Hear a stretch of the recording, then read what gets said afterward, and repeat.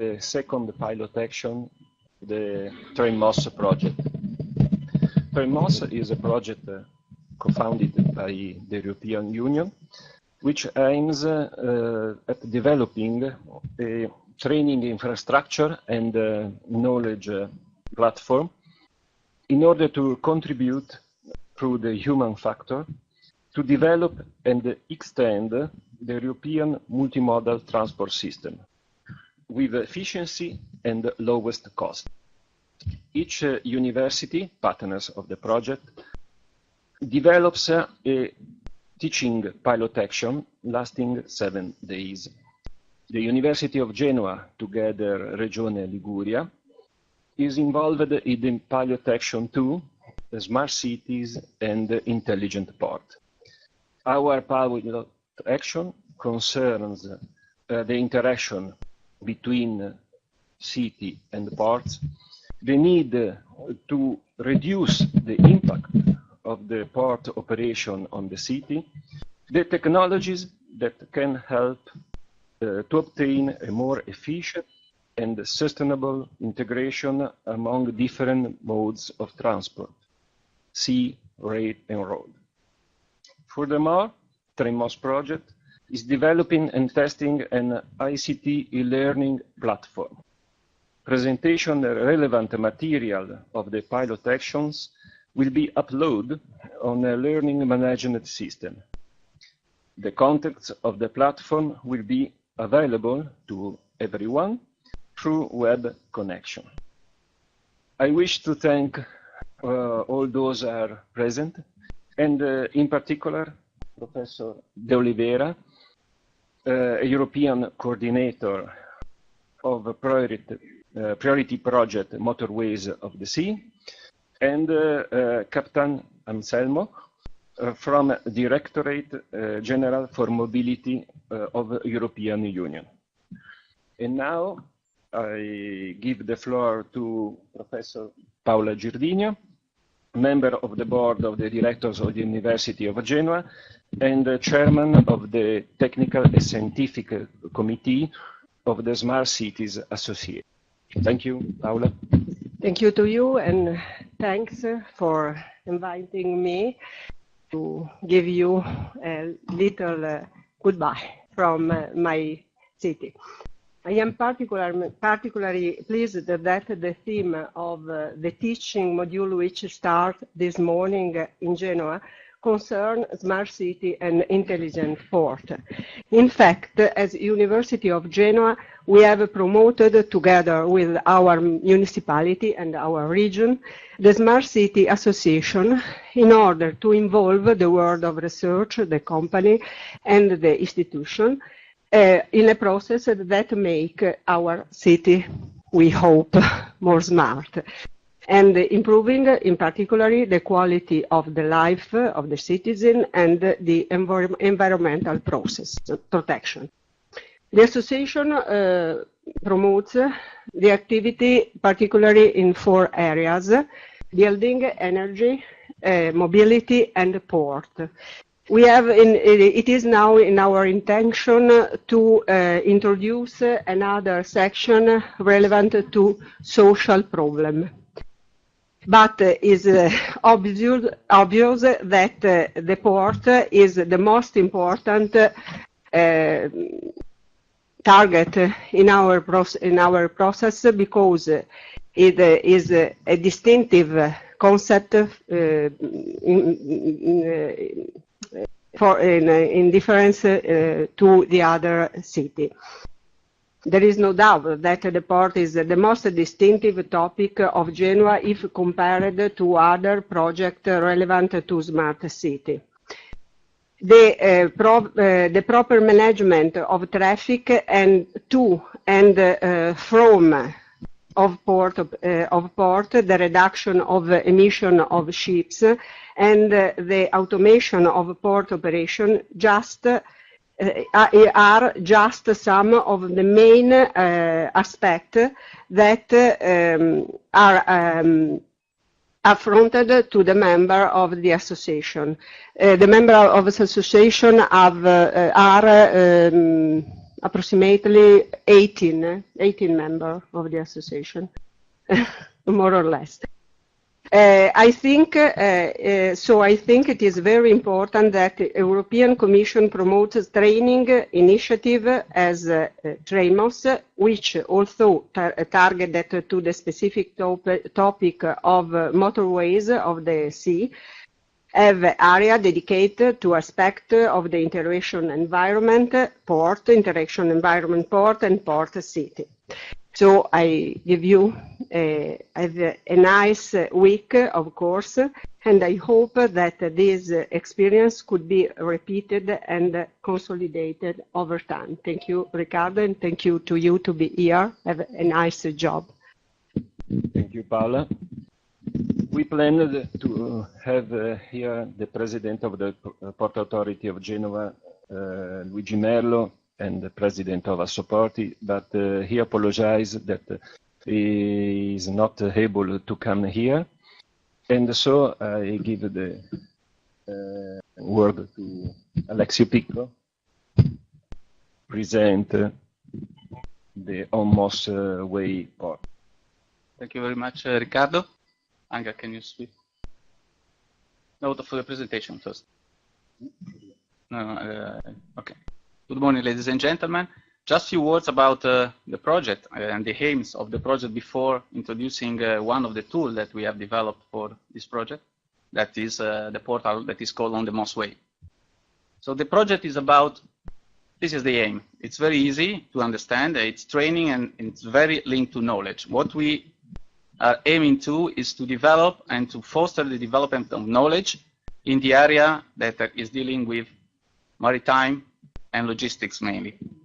And this is because this project is running also with the support of the European Union, and specifically we are doing this knowledge development and this training development in the area of Motorway of the Sea. And it's important to stress that Motorway of the Sea is a very broad concept that is not meaning only, and it's not dealing only with trucks over vessels, but it's mainly dealing with door-to-door logistic chain. So that's the reason why the course we are having in the whole university, in the 7th university, and specifically here is focused not only on the maritime side or on the short shipping side, but also in the logistics side.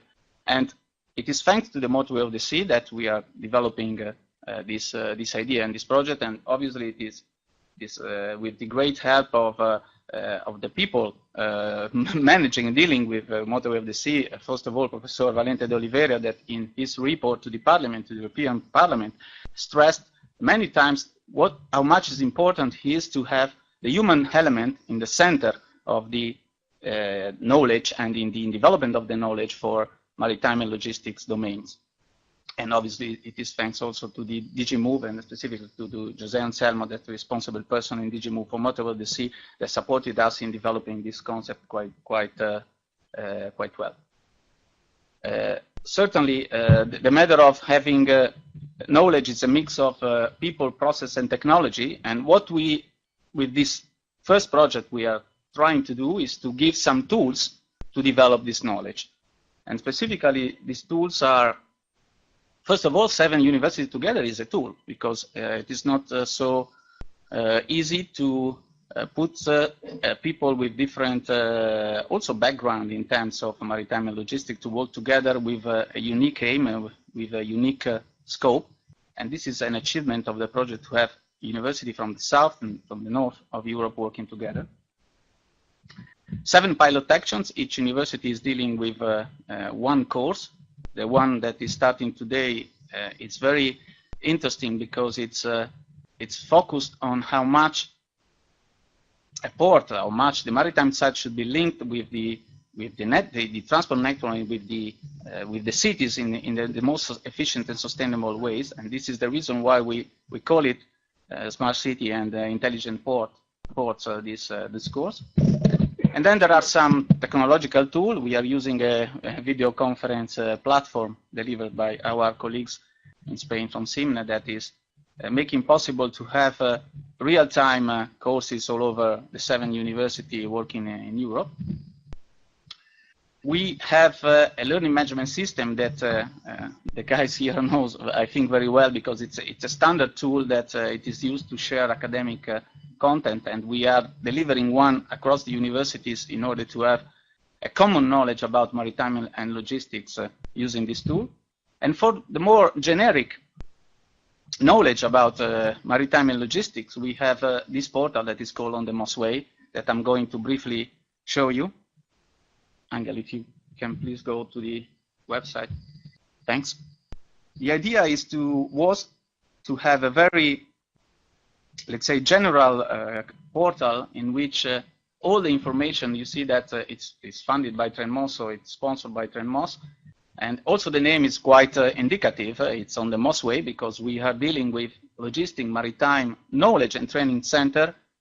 And the keyword is Motorway of the Sea, is MOS. And in this portal, you have all information that are classified by the 7 courses we are going to have. You see that this is the course we are dealing, starting today, Smart City Intelligent Ports. We have all information about new things running in maritime and in logistics, specifically in environment. There are a lot of information about new environmental technologies, let's say LNG, that is one of the core key topic in European Union now, specifically in the Baltic. You have a lot of video. We have collected a lot of video that are quite important to understand briefly, and you know guys better than me how to use video and to use to catch it from also from social platforms. And you can search in the content also using a tag cloud, where you have the keywords, and you see that the technology, green ports, green environmental protection are bigger than the others because they are the most treated in the portal. And obviously you have also events that you can look for and search for in order to have more information about maritime and logistic knowledge. Obviously, you have also all the information about Motorway of the Sea, all the Motorway of the Sea projects running, and the other colleagues after me will explain many other projects. And also during this week, you will be more in touch with the other Motorway of the Sea projects like MIELE, MOS for MOS, or MOS 24. Last point that is important to underline is that you will have also in this more generic portal the main academic resources that we are going to develop in the pilots. So more than the learning management system, also here you will have information about academic contents, pure academic contents coming and popping in on the Onthemosway.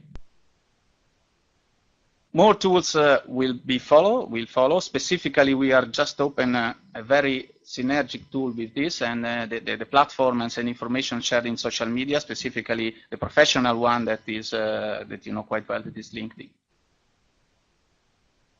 Can you switch again to the presentation, please? So we think this is one important tool, but this is also a possibility. What we are dealing and delivering now in TrenMOS, and specifically here in Regione Liguria, is something that can be used also in the future to aggregate all the information. And okay, where is it? Sorry, I don't see how to put. You do it? Okay, thanks. Thanks a lot. So this is also an opportunity for the future, because we have this portal, we have the learning management system, we have launched the courses. So these tools can be continued in the future, and we have a very big opportunity from my point of view, from the training and knowledge point of view, specifically for all the, not only for the training in university, but also for professional training or for vocational education, specifically because it's quite important, all the profession we have around the economy around the sea. We have here in our region. We have a lot of academic resources available. We have some districts that are really districts of excellence in terms of maritime and in terms of transport. We have obviously relevant ports, and it's not to mention that the 2 biggest ports in Italy are in our region. And specifically, they are core network ports. They are the core access to the Trans-European network. They are the links between the sea and the TEN-T corridors that will be the core of the trans-European network policy in the future. So we have really an opportunity to develop more knowledge networks around this project and around these tools. Also in an innovative way. Certainly the people, most of the people that is here is very able to use technologies also better than me also, but more than the portal and the learning management system, there are a lot of things running in this respect in terms of social network, using, again, professional social network, or also traditional one like Twitter, to deliver knowledge about maritime and logistics. And we have also the possibility to deliver new things, connecting these tools also with some real TV, showing how vocational education, how the professions around the sea can be really an added value for our region in the future. And mixing together, I think we can deliver more than we have now. This is only the starting point. I hope that the region will help us in this, in doing this. And this is so, I think you will enjoy, I hope you will enjoy the course. I will be with you also on Friday, so the last day, so I will be happy to have your feedback, not today, because today is, okay, everything is fine today, but let's see, I mean, how things are going at the end, so I would really be happy to have your feedback on Friday. Thank you very much. Thank you, Alexio. Now I invite Sergio Rossetti from Regione Liguria to explain the policy of the region relevant to youth and training.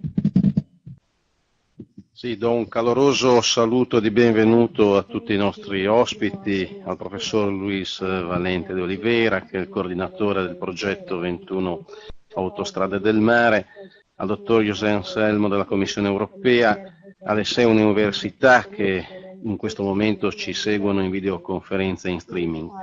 Vorrei anche ringraziare l'Università di Genova, Perfom, che insieme alla Regione e al Ministero dei Trasporti hanno realizzato questo primo modulo formativo italiano dal titolo Smart Cities e Porti Intelligenti, mirato ai green job nell'economia del mare.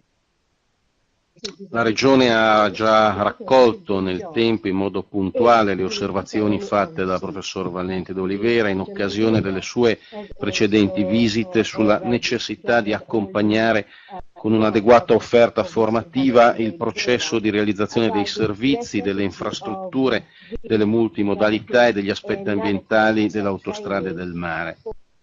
Nel modulo formativo italiano abbiamo raccolto una doppia sfida legata al connubio di 2 settori economici strategici per il nostro Paese e per regioni come la Liguria, quali l'economia del mare e la green economy. La conformazione geografica della Liguria, la saturazione della viabilità costiera, la buona dotazione dell'infrastrutturale dei porti, la propensione storica alla modalità marittima fanno di questa regione un'area di sperimentazione e di attuazione privilegiata per le autostrade del mare. L'assenza del presidente Merlo mi potrebbe portare a elencare una serie di dati sulla occupazione, sul peso del PIL regionale rispetto all'attività dell'economia del mare, la cantieristica, la portualità e il diporto, la presenza armatoriale in Liguria. Dati che vanno correlati anche all'asse fondamentale dell'economia marittima regionale, che è quella del turismo. E tralascio i dati che sono già a vostra conoscenza e riconduco la riflessione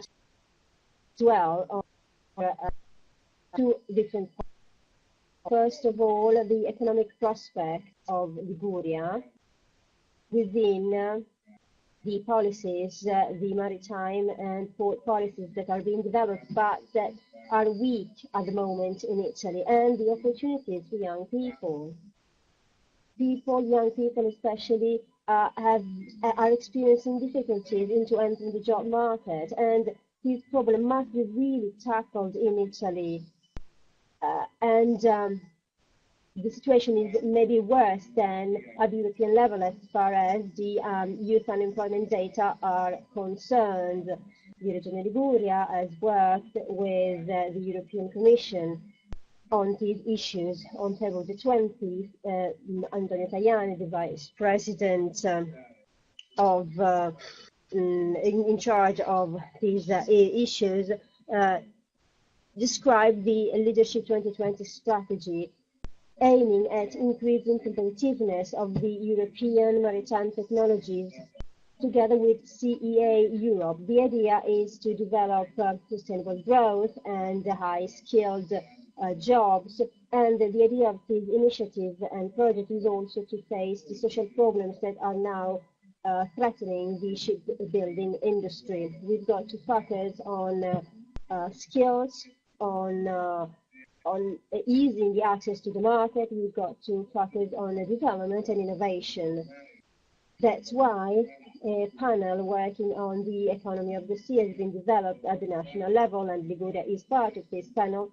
And the idea is to allocate structural funds 2014-2020 to the new and innovative maritime technologies within specific market sectors, especially as far as the smart cities and intelligent ports are concerned.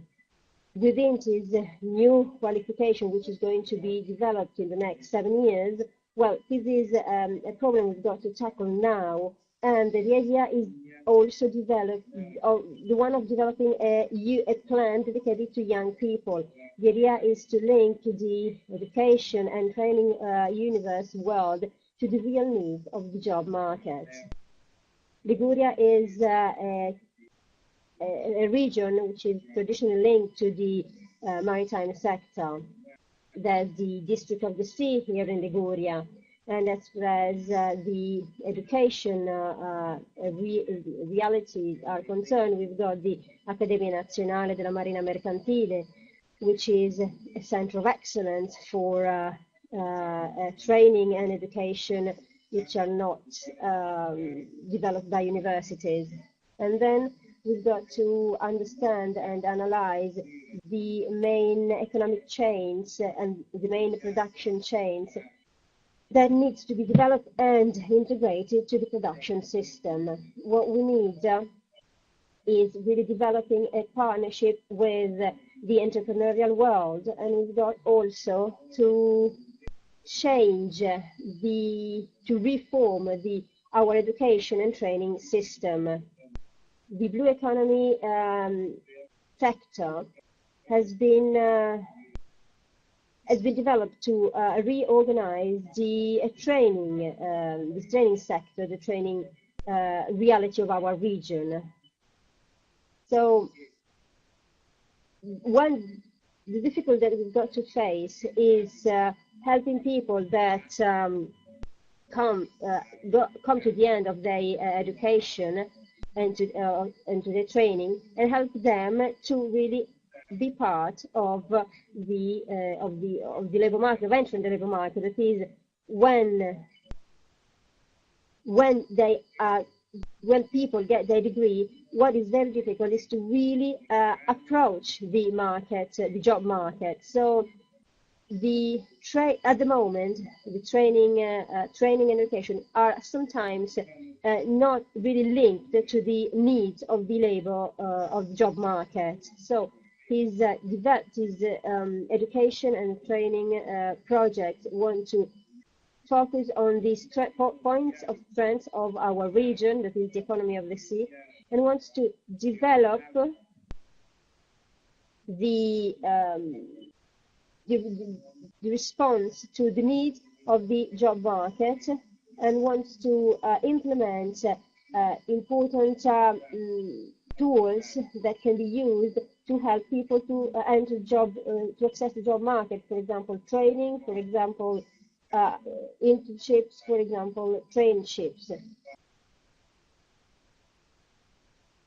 The regional law have been changed. We have asked to change them, and what we really need is to change our cultural approach to the education and training sector and to the access to the job market.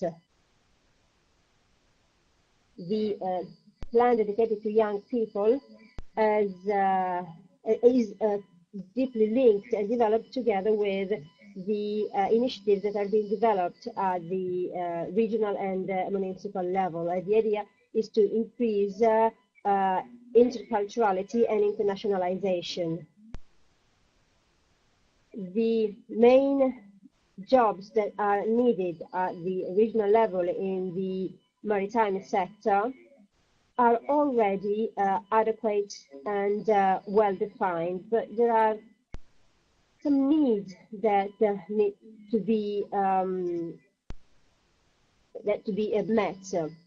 For example, people work in the shipbuilding industry, in the fishing industry, and on-board jobs. We have already started working on this, so new training has been developed and started to meet these needs. A working panel must be started again because the Italian regulations on these issues must be changed in order to help these jobs, these people that are trained to work in the maritime sector are helped to enter an effective job market more easily. Thank you very much. Thank you, Mr. Rossetti. And now I will invite Mr. Mario Dogliani and the speakers of the first session to come here and to begin the work of this morning.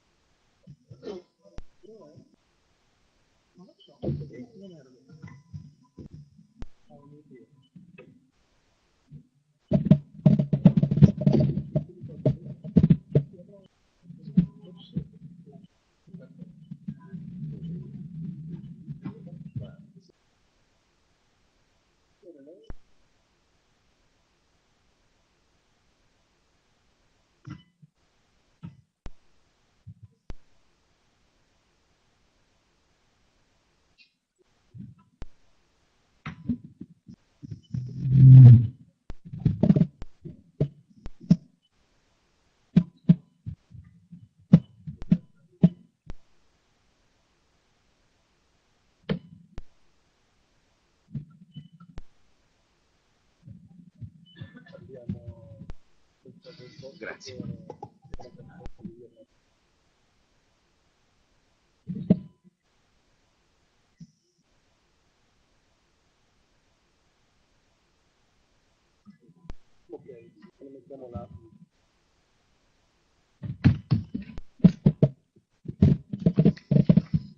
Okay, good morning. Is it working? Good morning, everybody. My name is Mario Dogliani from Rina, and I am very happy to be here to make this first session of this first day of the course. As it was mentioned this morning, this initiative, which is promoted by the European Commission, is toward training.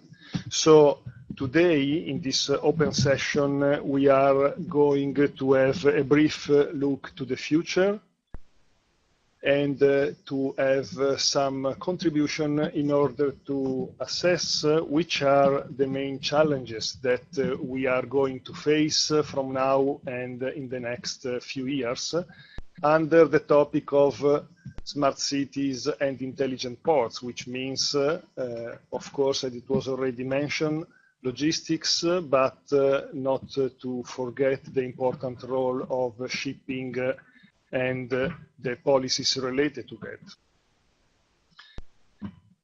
Let me just, before introducing the speakers, remind a couple of aspects which I believe are quite important and are useful for our discussion today. One is that congestion is a problem in Europe and is a big problem in Italy.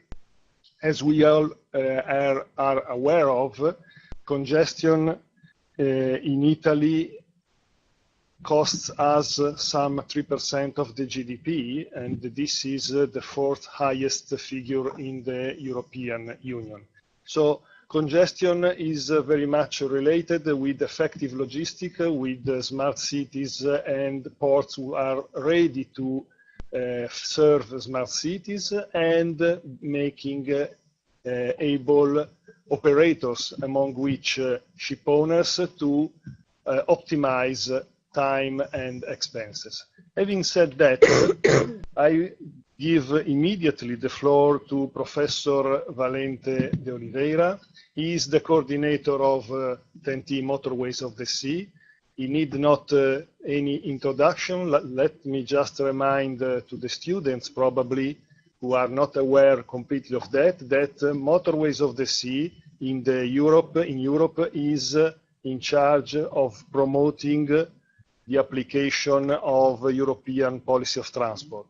Is not research, is pre-deployment, and under the leadership of Professor Valente de Oliveira, a number of pre-deployment projects are ongoing, among which Train MOS.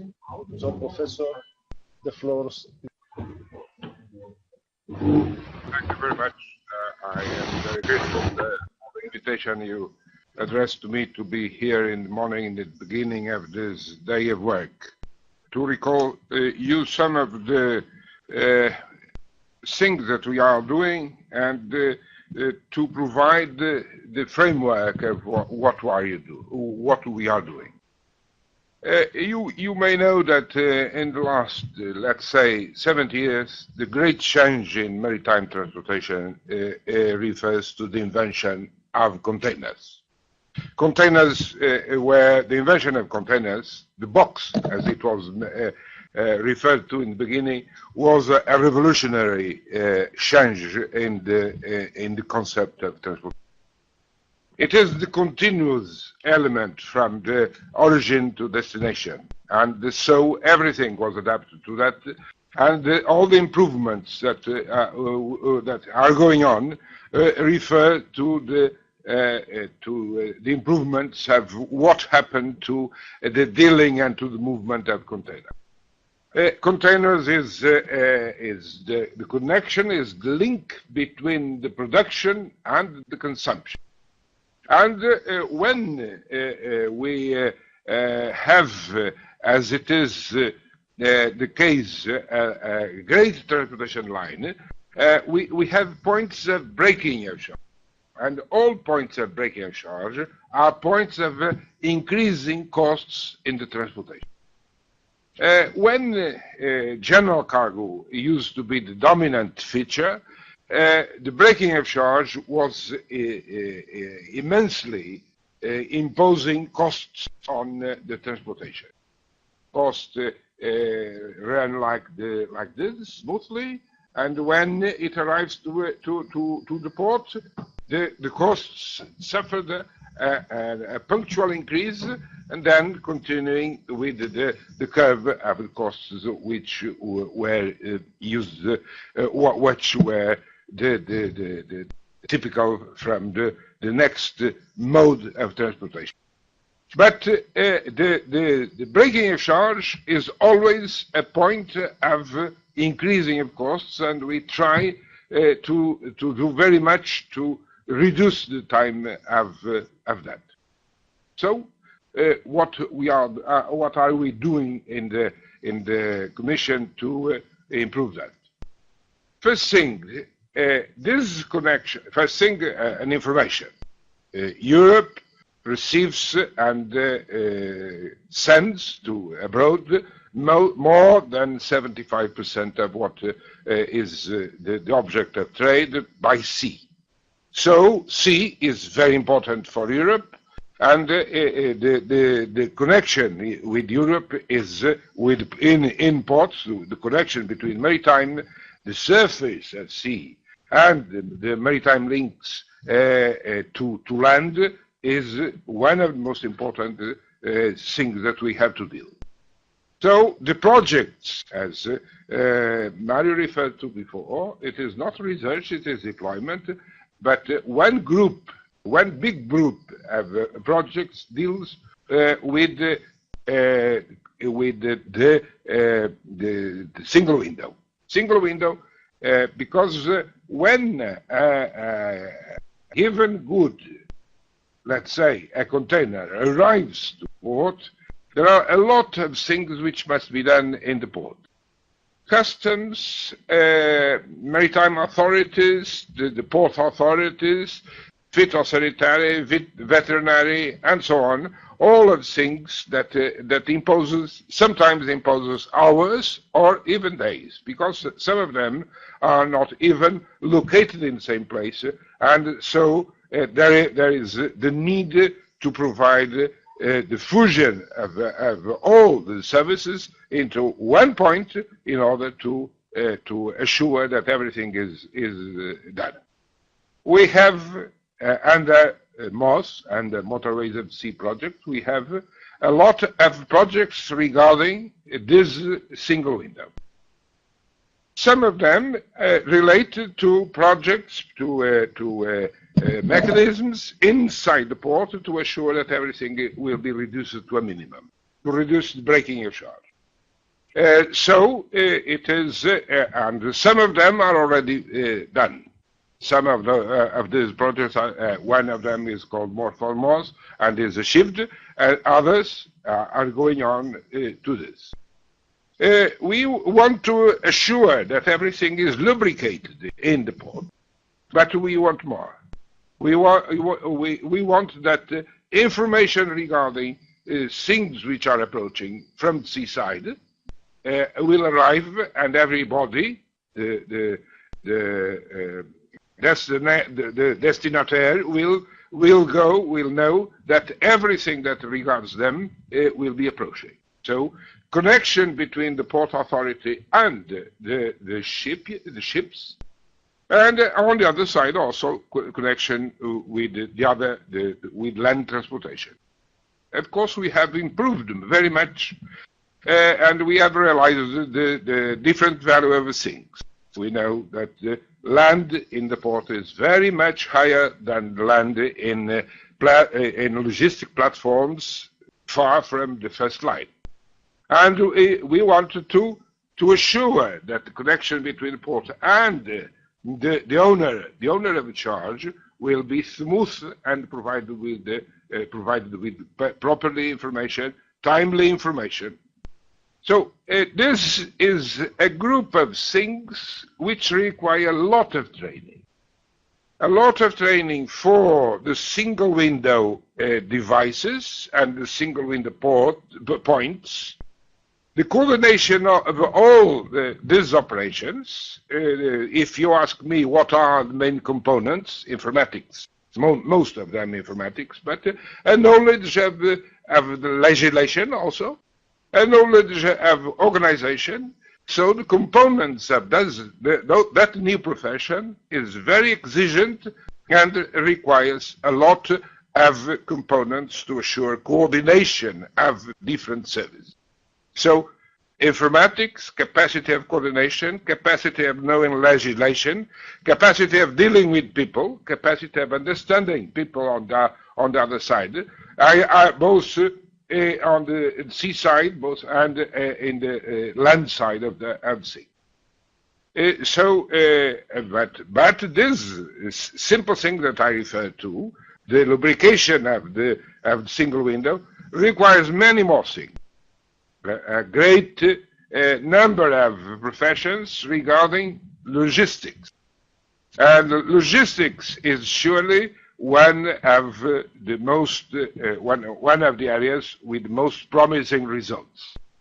Logistics refers to the organization of the cargo, to the organization of the freight, to the assembly of the freight, to the time where things must be available, to the opportunities, to the knowledge of characteristics of each transportation mode, and the combination of all of them. So another group of profession, and we are speaking about training, another group of profession refer to logistics, and logistics must be trained and must be developed in many climates, in many environments, either for the port itself, for the logistic platforms, for the people in the private sector who are connected with the entrepreneurs, knowing a lot of mechanisms proper and characteristics for logistics, but also regarding information.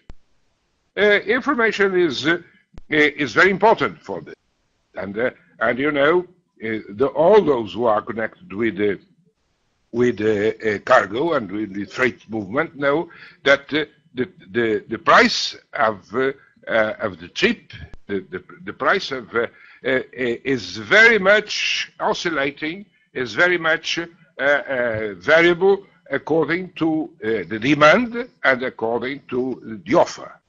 The offer, we know that during last years, the things have been very variable according to the demand of ships.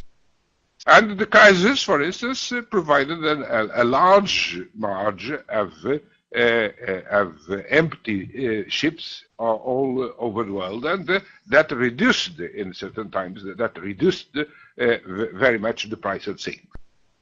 Other thing which is important for the training, and it is training which regards us today, is the geography of the price.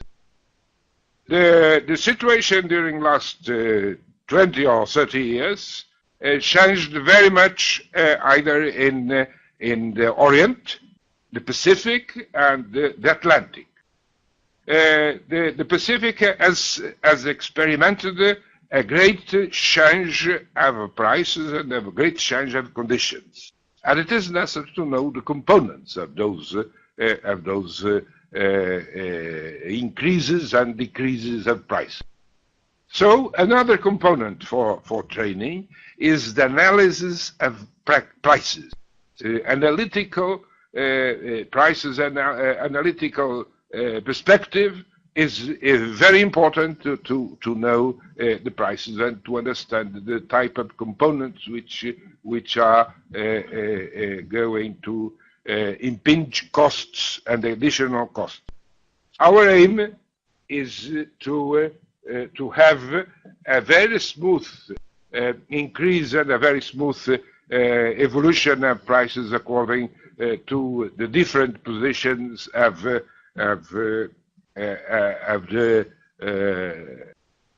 owners of the cargo, of the owners of freight, and of their destination of freight.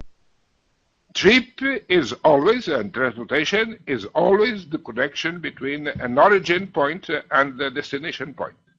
Everything which is going on is very important to know in detail, because savings must be done in every point which is in the middle.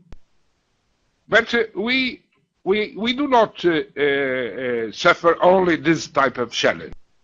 Challenge regarding to the size of the vessels, challenge in regards to the type of changing technology for vessels, challenges regarding to the technology of cargo and charging and discharging devices. There are also new opportunities for training and for professions regarding the new equipment, and the new equipment is completely different from what it was several years ago. Cranes are different. Cranes are improving. Cranes require much more sophisticated professionals dealing with them. But and the productivity, it was already mentioned this morning that we look for productivity, and for increasing of productivity, it is necessary that all the details of this craning and equipment development are completely known and transferred into a professional practice with great results. So this is all what I have said up to now refer to the same concern. Reducing the cost of moving a given cargo from one point to another, reducing the points of breaking a charge, reducing the steep of the curve of the evolution of costs, and this must be dealt with the usual things, the usual tools. We are doing things, and some of the universities who are engaged in these projects have doing good things for contributing to rationalization of the process and with suggestions to improve the situation. I refer to this MOS for MOS project, which has been already achieved, and it was coordinated by the university, the port of Valencia in Spain, and produced the good results, which are now our concern is to disseminate the results of this project. Another one called MIELE is coordinated by RINA, and it is Mario Dogliani who is in charge of that. And it is all of them belong to the same family. All of them belong to the family of reducing costs of transportation and trying to by reducing time, by combination, by coordination of the different phases. All of those things refer to the concern. There are another thing which was already mentioned this morning.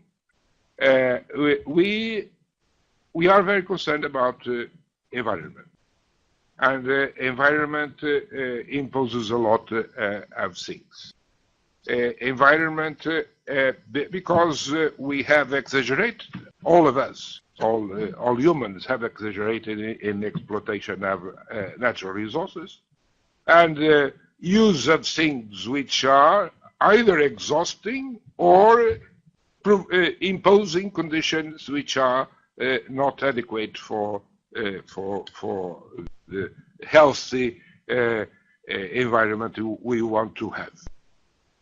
So we discovered that carbon is bad for climate. We discovered that sulfur is very bad for health.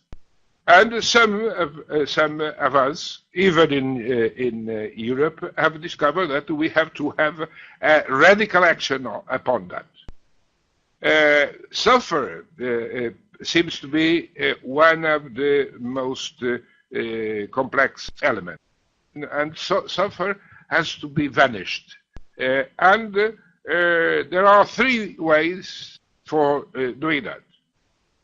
either using a fuel which does not induce sulfur in the air, either which is LNG, either to use another fuel which is existing already, diesel, but which is very expensive, or third alternative to use scrubbers in the chimneys, in the exit of the fumes of combustion, and trying to cope with this. But all of them have difficulty.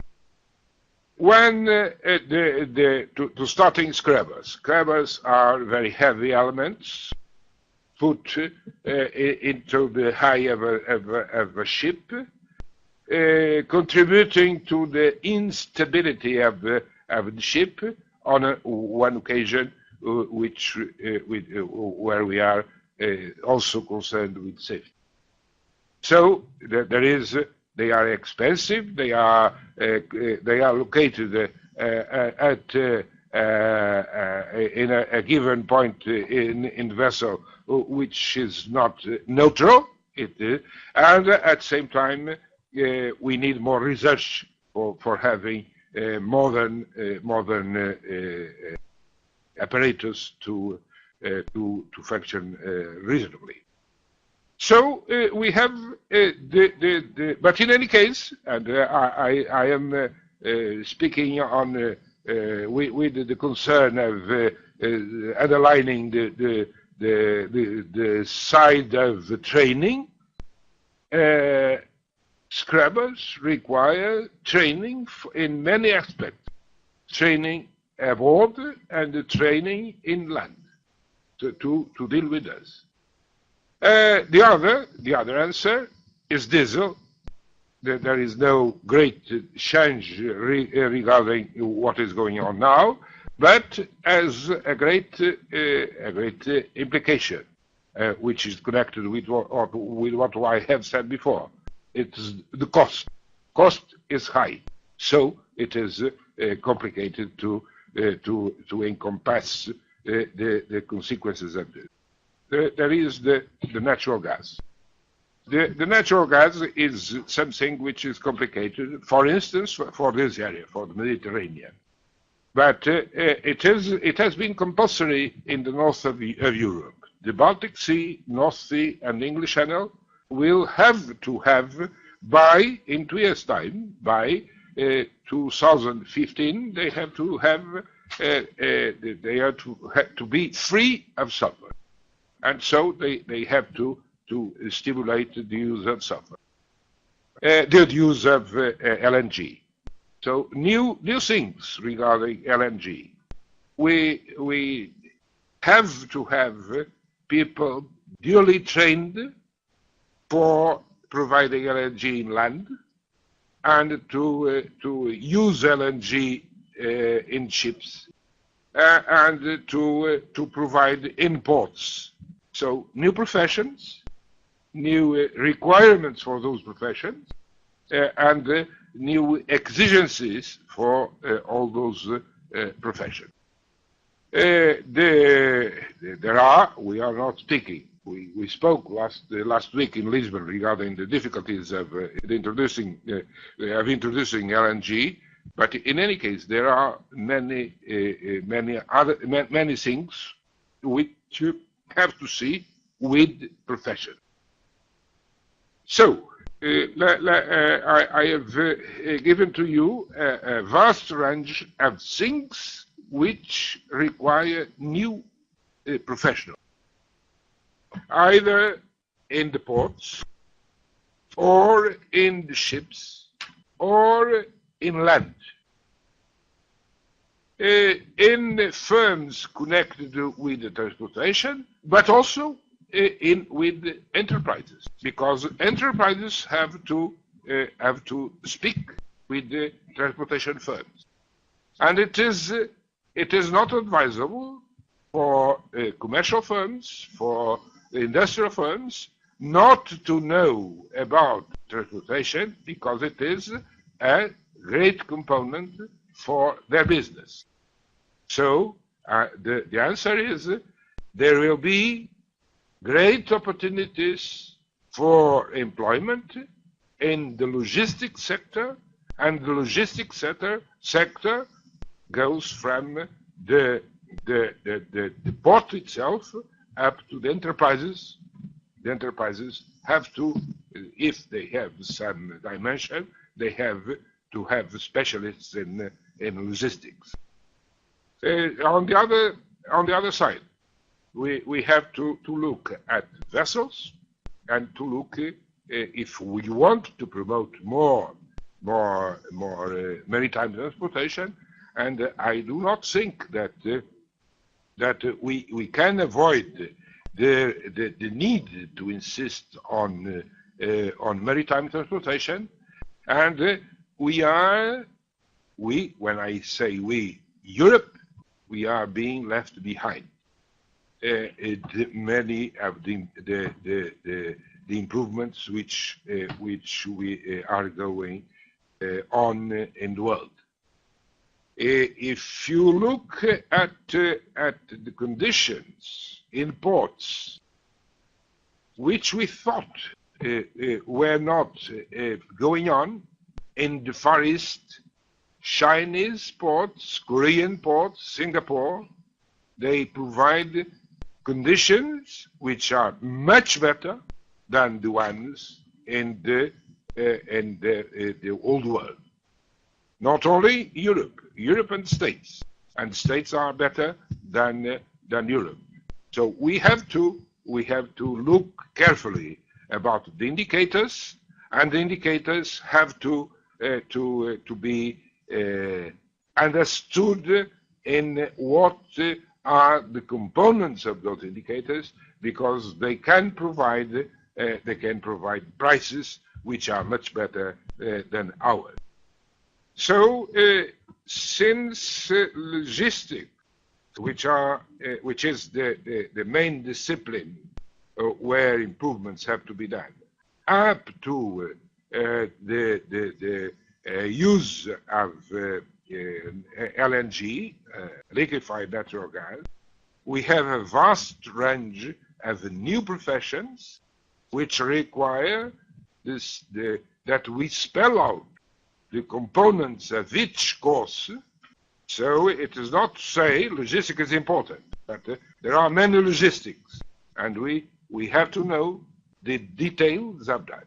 That is the reason why I attach a so great value to the involvement of universities.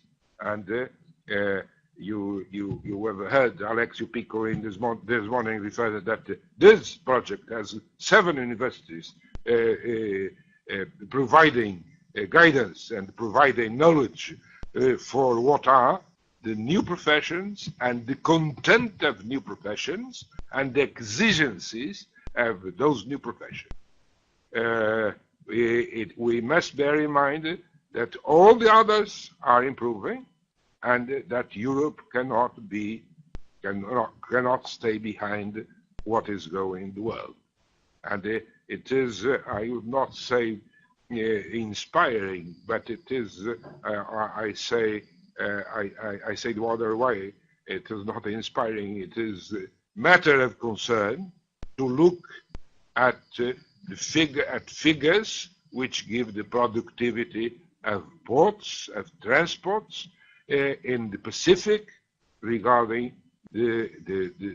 those values in the Atlantic and even in other parts. So we are, to summarize, MOS, Motorways at Sea, is not only dealing with the change of transportation between land and sea. We are very much attached to the improvement of maritime transportation. And maritime transportation has been changed so much by the introduction of the container that we have improved a lot. Container is an American invention, and that changed completely the world of transportation, and is an unifying element in the transportation, and we have to cope with all the elements. But the good news are a lot of new professions are arising. A lot of new professions are important to the development of new activities, or to the adaptation of old activities to the new world. We have to benchmark everything that we are doing, because it is important to know what the others are achieving, not to remain behind what the world is experimenting. Thank you very much for your attention.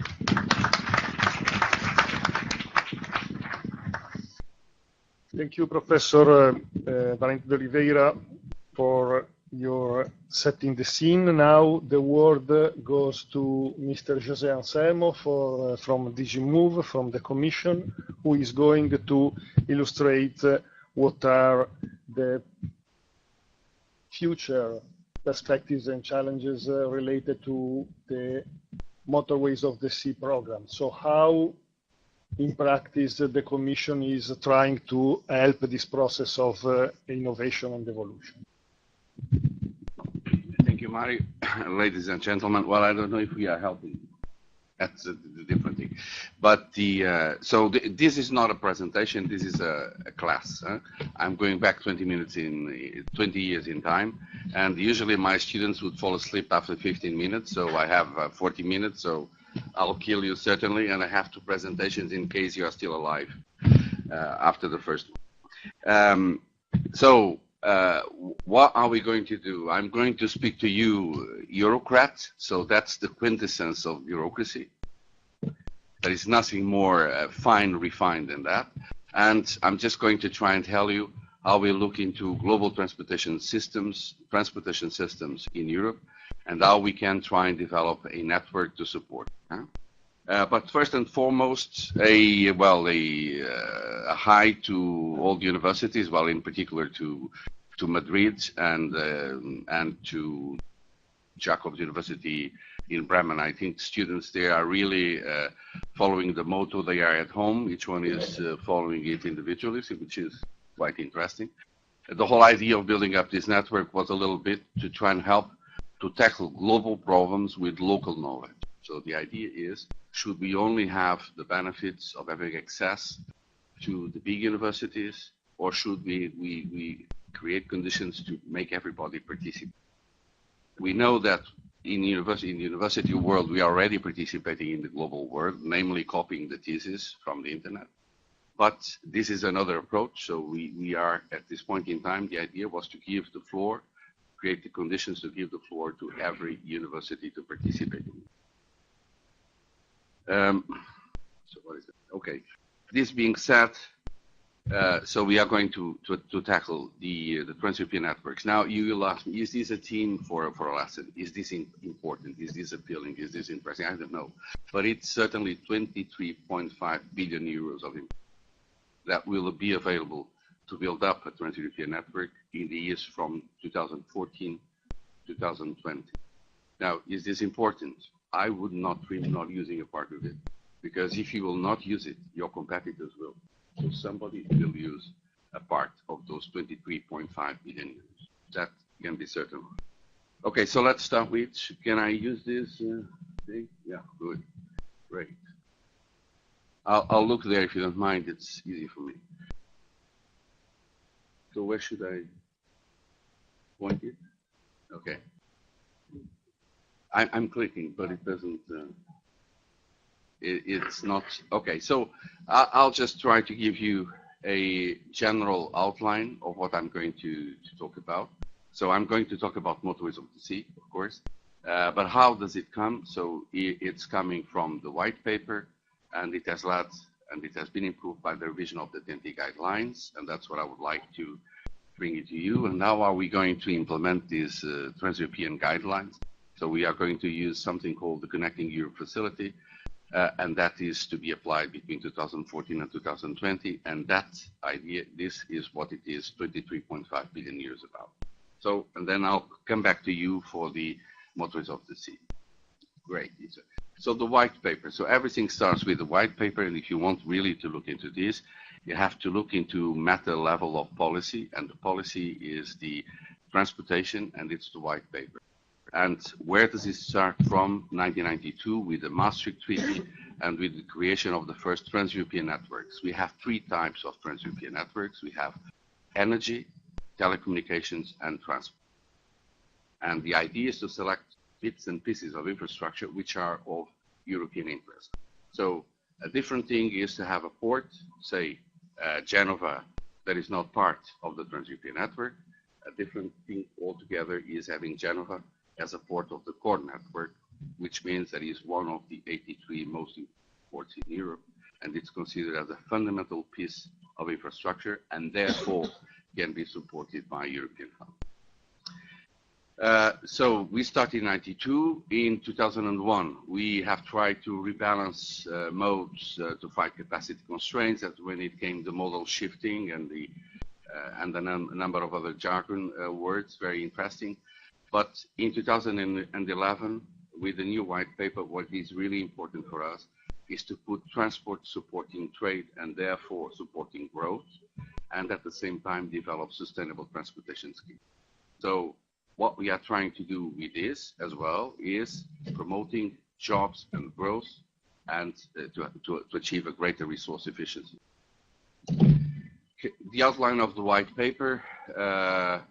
So our aim is 2050, so that is sufficiently far away in time so that nobody can discuss right or wrong. So this will happen in 2050, I promise you. And the second one is that one of the key elements is that we have to look into sustainability, into environmental protection. Of course, the first thing that comes to mind is the greenhouse gases. And that's what we are trying to reduce and trying to reduce the dependency from a carbon economy. There is, of course, like in any religion, how to do it, 4 I's and 40 actions. I'll come to you. But the 4 I's, it's internal market, innovation, infrastructure, and international. International is, of course, international cooperation. Internal market is what we try and support, foster, EC, let's say, internal growth. Innovation is what we try and give. So many things that we support in terms of research do not come to the market. So the market does not really uptake the latest of technology.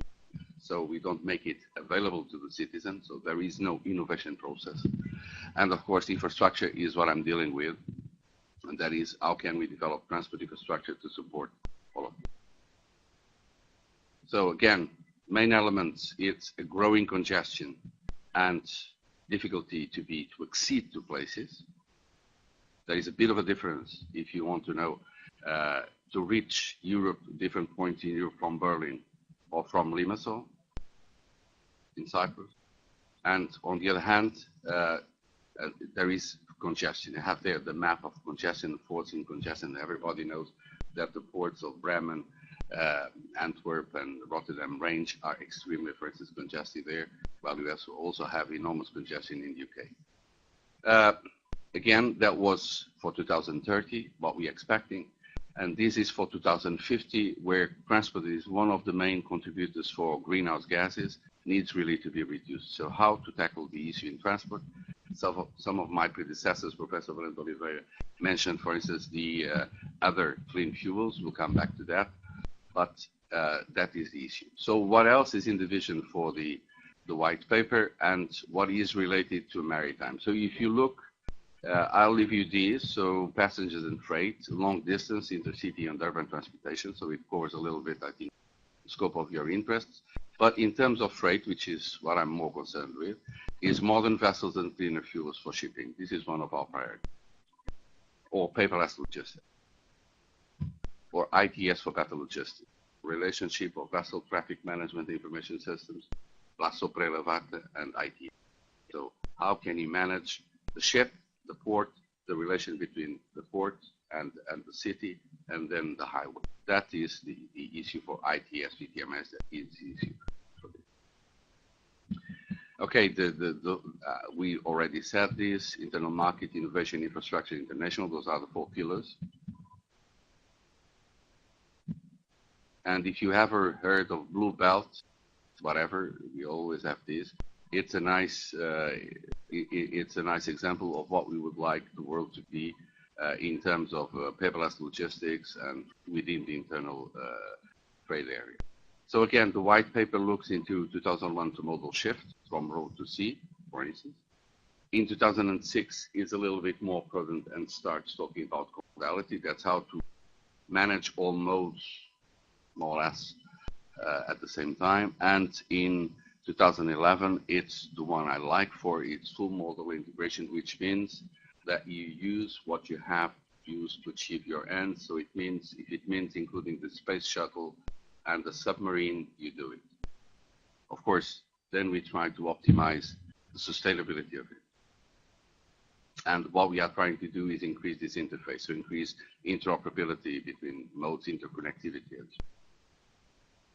The new TEN-T guidelines, it's the new transport infrastructure policy. Of course, they drink on the white paper policies, and the whole idea, it's leading to this full modal integration. So that's why, as you see, future transportation corridors, they are multimodal. So we don't speak of one single mode, we speak of multimodality. So you use what you can use. And of course, Motorways of the Sea there, as you will see, is filling in the gaps. Europe is very large, has enormous coastal space. Europe richness is built on the sea. It's a maritime built richness for thousands of years. And I hope we don't forget that. And this is exactly the connecting mode is maritime. Okay, so the blueprint for 2030, I'll try to go fast with this. So this is what we have today. 2011, this is the priority projects that are completed in 2011. We had 30 priority projects. As examples, you have the bridge between Copenhagen and Malmo. That's a good example. Another example was the Lyon-Torino connection, which is probably not such a good example as this one. So, but as you see, if you look at the map, you'll see, yes, things that are done are being developed, but there are gaps in between. And well, and there are many gaps. So this is a bit of a patchwork, although all these reflected political consensus between the different capitals and Brussels. So all of these have been selected in agreement with each one of the governments. And now we have evolved, we'll discuss it. And this is what we plan for 2030. So as I said, we are planning 2 things. If you remember, to tackle congestion and reduce greenhouse gases, we would need an increased accessibility, We were looking into 2030, and this is it. That's what we select, the core network. So every bit and piece in Europe is connected. And for 2050, then we are going to increase the efficiency of the system and to increase environmental protection, therefore reduce certain aggression. But this is, and that is the comprehensive network, if you want to. This is the core network. This will be the basis. This is our first priority. And the objective, again, is increase accessibility and reduce peripherality. Of course, you shouldn't worry because you're not peripheral. Huh? You're more or less more important than Berlin, certainly, as you all know, since you came out of school. In Berlin, there is no focaccia, which is very important. So if you look to Europe and to the core network, you would see that this is a little bit the representation of the core network. We don't have many, but they are key, and they represent, this is a little bit the distribution of ports in the proposal that we have for core network. These are ports and inland navigation, so this is what it is called waterborne, when you can connect through water. And of course, one of the ideas is the Rhine main Danube. It's connecting the North Sea to the Black Sea. And there's also a nice connection in between Venice and the interior, the hinterland, also foreseen. But to build this, rather expensive, and we think that it would cost around 500 billion euros. So it's a bit of a large thing. And until 2020, of course, as the first stage, we work like in with 5 years budgets, well, with 6 years budget, basically. That will be 2014 to 2020. We would need something like 250 billion euros. Those are the estimates of the member states, not ours. And of course, what we would like to do is to try and convince for the first time private investors to be part to invest in infrastructure. That is, I think, quite an important issue, not only having the states investing on infrastructure, but having also private entities. It's a nice question to be discussed. By the way, I'll try to keep some time in the end for some questions. If you will not ask questions, you will not be allowed to go out, because I have Alexio Picco and Jesus Carvajosa and Sebastian Marx that I've never seen in my life before, that will have very intelligent questions to ask me if you don't ask any. And of course, the planning is, it still is, because we have not yet a final decision, that the proposal of the Commission was to give to the Trans-European Network for Transport 31.7 billion euros. But I believe that you heard of something called crisis, and so we are now on 23.5, which is, all things considered, is quite okay. The Trans-European Networks for telecommunications was reduced from 11 billion to 1 billion, so that was slightly worse, and energy very much, well, to half of it. So how are we going to implement it? Through 10 network corridors, core network corridors. This, let's say, it depicts what are going to be our main lines of trade, our main lines of investment. Everything, those are multimodal corridors. And of course, we had already a complaint from the colorblind people that cannot see the difference between the corridors. We'll try to find another way to illustrate them. But the important thing is, you see here, there are two things that are important. One is that for the first time, you don't have a corridor that does not start or end in a port, which is quite okay. Like Genoa, so everybody's following your example. Everything starts and ends in a port. And the second one is that, of course, there are enormous solutions of continuity. And the only thing that makes Europe whole is maritime transportation. So the only thing that allows somebody to move in between the corridors, if they want, is maritime transportation.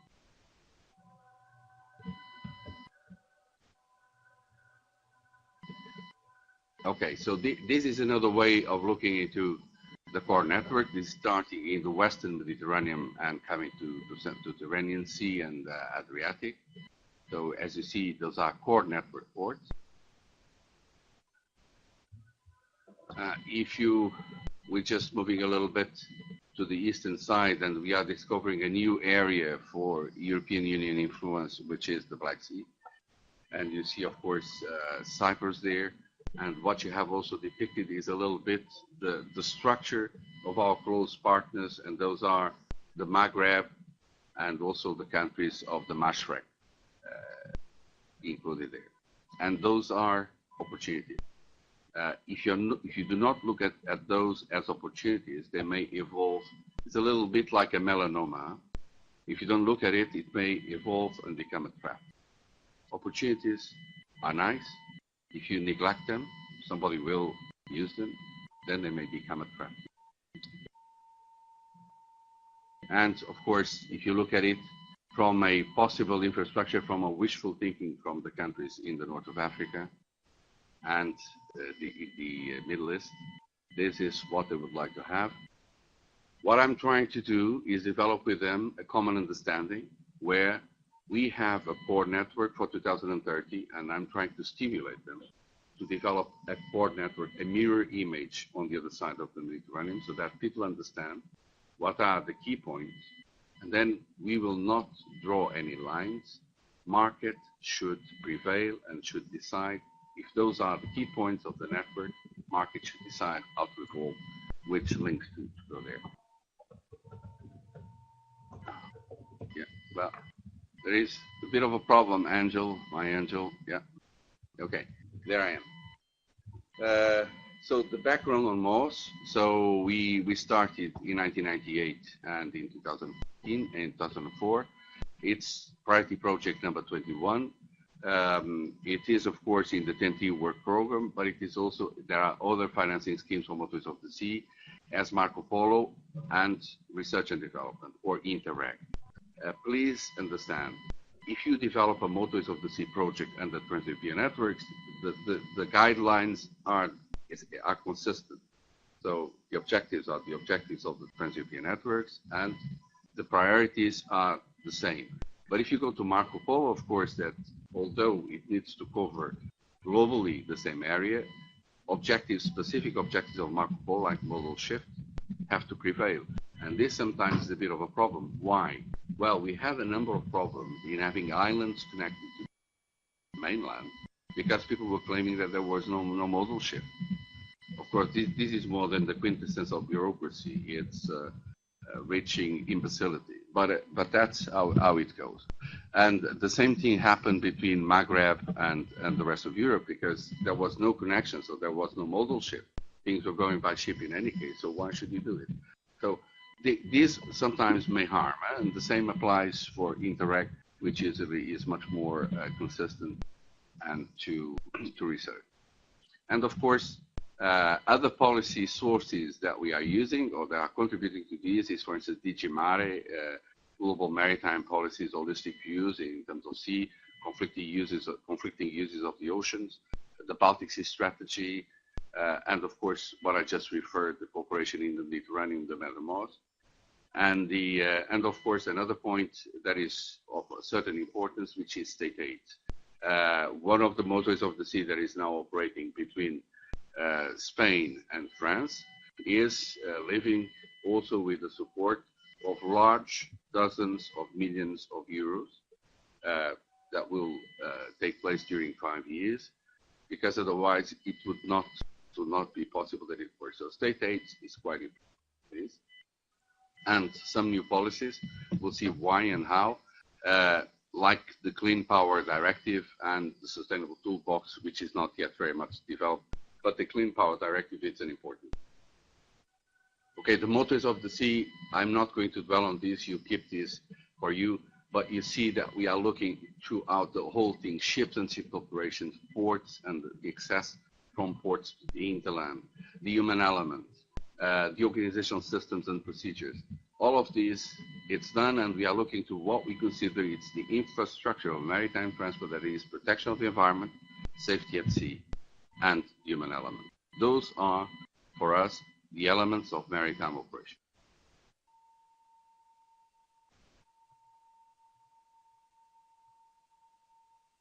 So this is just the, let's say, the legal basis, and what we are planning Motorways of the Sea to do is to connect corridors.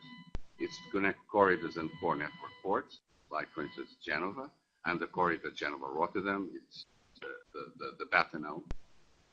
Connecting different core network ports, so you can connect La Valletta to Genoa. I'm giving the Genovese example, I don't know why, maybe because I'm influenced because of the good weather, but of course this applies mutatis mutandis to all the other ports that are from the core network. And connecting ports of the core network with those which are not of the core network, but which are of the comprehensive network, which could be, for instance, Savona or something like that. An important thing just for corridors. Corridors will be fundamental for trade because their means to support transportation exist, and there is no trade without transportation, as Romans told us, and some minor civilizations like Egyptians before. But as you know, so this is a fundamental issue. That is important both in terms of inter-European trade and overseas. There will be no overseas if there is no linkage between interland, centers of production, and the exporting platforms, be it a multi-level center or port. In terms of maritime operations, they are responsible for at least 70% in terms of tonnage of exports from Europe. So that's a fundamental share. So it's something we should not lose. And 40% for the internal trade. There will be no corridors without streamlined logistics. So the essential thing is that you need to have containers flowing by, but you need not only to have the physical container, but the image of the container flowing by. They need to go together, hand in hand.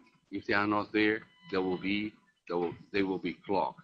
The logistics will be then fundamental. And that's why we very much insisted from the beginning on single window concepts like MIELE, like MOS for MOS, like MOS 24. Genoa in particular is participating in many of these ones. And probably a new project that will gather European administrations in a common approach to the reporting directive, which is ANA 6. There will also be no corridors without use of clean fuel. That is clear. You will not have corridors without use of clean fuel. In particular, if you are looking for multimodal corridors and if you are looking not depending solely on railways. Okay, there is a problem. You depend solely on railways. There is a difficult match between shipping, which has mostly been throughout the years very open, market-oriented type of activity with competition.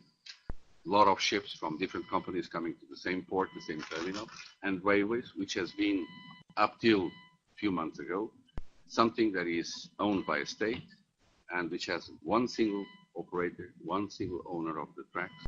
And so a delicate balance needs to be established so that there is a mutual evolution of the system, but it's hard to make somebody which is used to a market fixing in terms of price to discuss only with the railways if that railways is not open, if there is no liberalization of the railways. And of course, the last part, well, in terms of the clean fuels, there is this, there is LNG, CNS, and hydrogen. And there is an important piece of legislation, if you look at it, and that is the Clean Power Directive. And the Clean Power Directive, for instance, establishes that by 2025, you need to have LNG in all core network ports, be it maritime or inland navigation. So this is an obligation. It also creates the obligation of having each 400 kilometers on a road a supply point for LNG. And if you are talking about compressed natural gas, is each 150 kilometers. So this is the first time after centuries of pure market development. Nobody has ever invested in pump stations, and those are the companies, the 7 majors now that remain. They are the ones creating the refueling points. This is not going to be the case if we are changing the paradigm of fuels. So, and we are taking that responsibility. And this is going to be one of our major activities, is going to be financing the refueling possibilities, be it refueling barges, refueling terminals, supporting through the trans-European networks for energy, the security of supply, so the big reservoirs in the countries. But the refueling part, it's us. So if you are looking into a complex system that starts in the ports, that has access to railways, but also to road, well, you should depict the connection between Genoa and Rotterdam. In terms of each 400 kilometers, at least a supply point for LNG, each 150 for compressed natural gas. This compressed natural gas can be used for urban transportation, for instance, as well. And of course, this will connect all these things between the port, the city, the port, the hinterland, and the large logistic spaces in Europe. So again, if you want multimodality, you have to change the paradigm of transportation, because otherwise road transportation will always be much more damaging than road. Okay, so then you have the benefits. Professor Valente Oliveira already discussed on this. I was planning to take half an hour on ice-breaking activities, and I'm sure you're very much interested, but I will not. I think that we have already ice-break. But one of the priorities is infrastructure for ICT systems, so information communication systems, and of course traffic management and electronic reporting systems. LNG, we've discussed more than enough about this. Safety, security, of course, that we do not have any safety problems the Costa Concordia was a mere accident. I mean, like the Titanic and a few others in between. So there is really no need to tackle these things. Everybody likes to go, you know, it's like going to the wilderness without any protection. So you go to a cruise vessel and anything may happen. So you don't need to look into security and safety. And of course, the ECA's short-term actions, protection of the environment and so on. So what's happening now?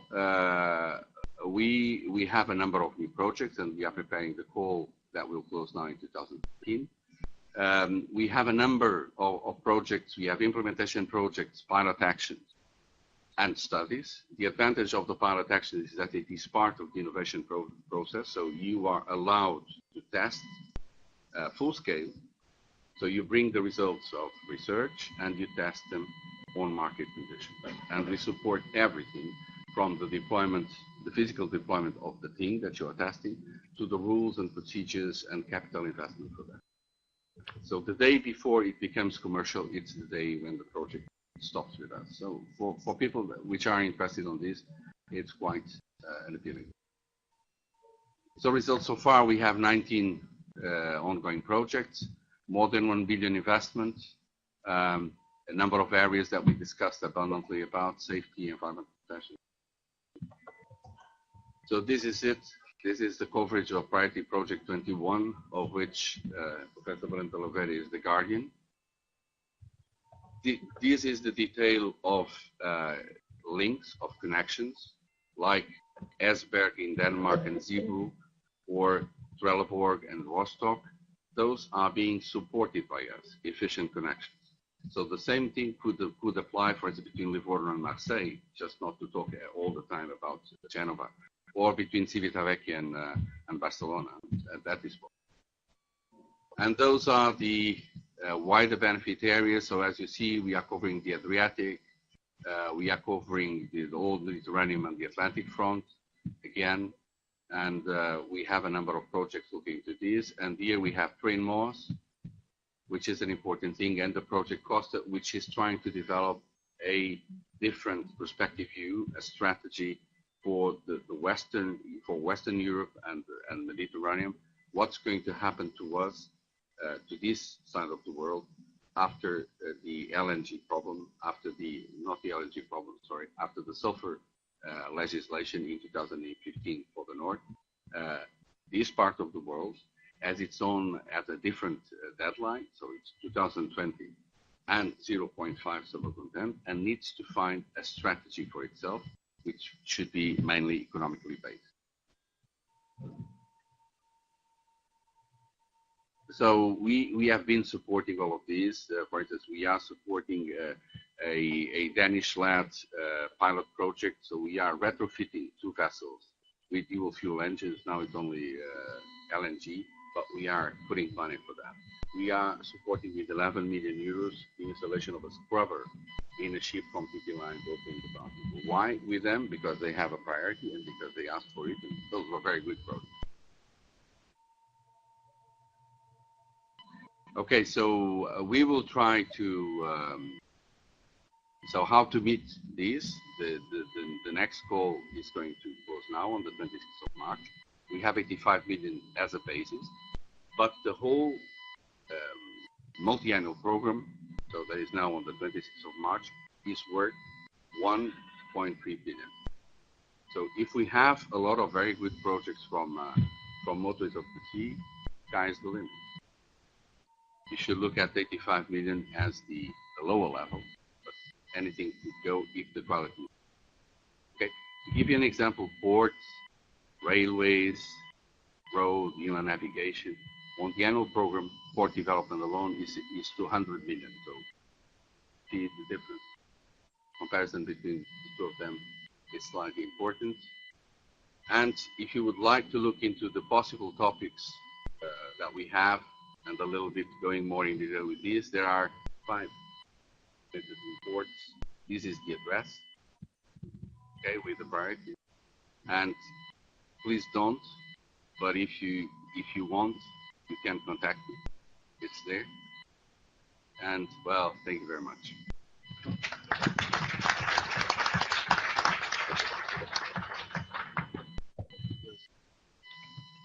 Thank you for the presentation, José, and also for some comments will stimulate discussion. Now, the next speaker is Professor Podenzana, who is Deputy Director of the Department of Naval, Electronic and Telecommunication Engineering here at the University of Genoa. And Professor Podenzana will briefly outline what is the future. Of course, TEN-T and Motorways of the Sea, as we said, is not research, but is based on research, particularly when we are discussing of challenges for 2030. And also, I suggest that he could elaborate a little bit on what Mr. Rossetti said in the beginning. So redesign the training system in order to meet the demand from the. Grazie Piero Gianni. Sì, e buongiorno a tutti. Mi ricollego all'intervento. I want to recall Councillor Rossetti's intervention. We were concerned with the maritime sector and the education system connected to it, and also the university level program, especially when you talk about new profession. As we can see, connected to the naval engineering faculties,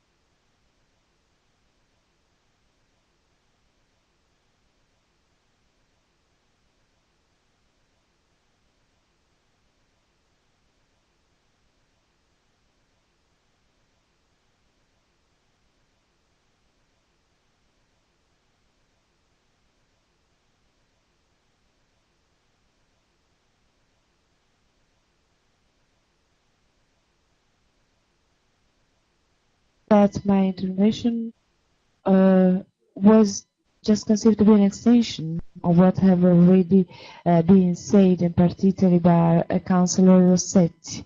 And it also concerns all parts of education in the field of maritime economy.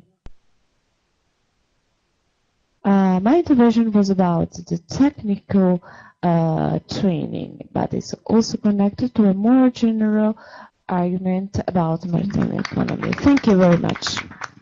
Ringrazio il professor Podenzana e a questo punto, anche su suggerimento di alcuni dei partecipanti, proporrei 5 minuti di break, dato che nel frattempo mettiamo a punto la prossima presentazione. Quindi, se siete d'accordo, fermiamo un attimo i lavori per 5-10 minuti al massimo, ci prepariamo per la seconda parte delle presentazioni e quando ritorniamo qua iniziamo i lavori. Grazie.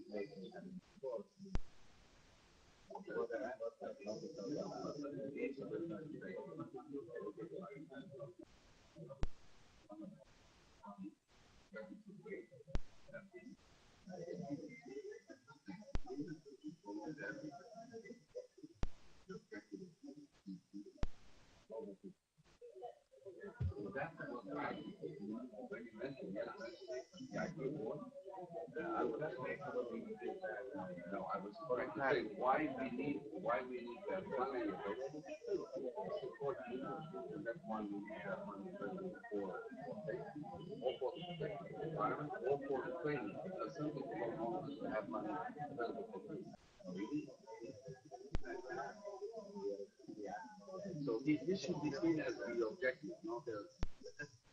Okay, but I'm just going to give you my...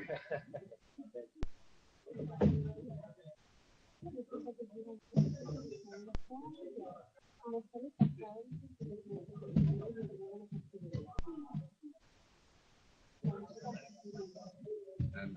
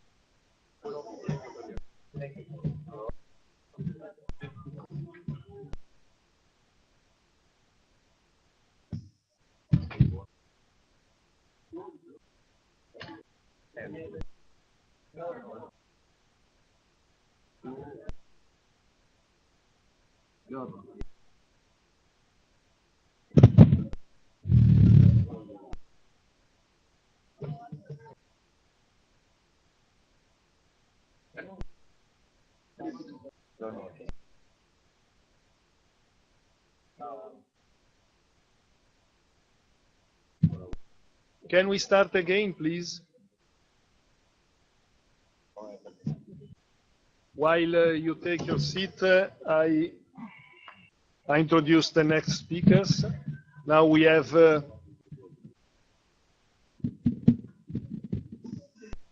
presentation on one of the topics which have been mentioned. Please, would you mind taking your seat, please?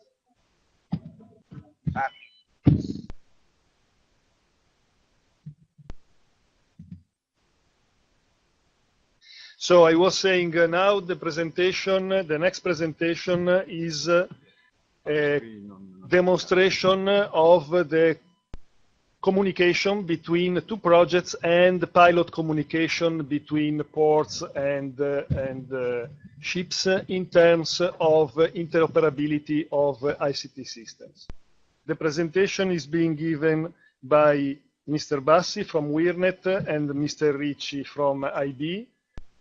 UIRNet is partner of the MOS 24 project, which is underway in the port of Genoa, and IB is part of the project MIELE, which is ongoing in 5 countries. The topic is the interoperability of ICT systems in the logistic chain. Please, the floor is yours. Grazie.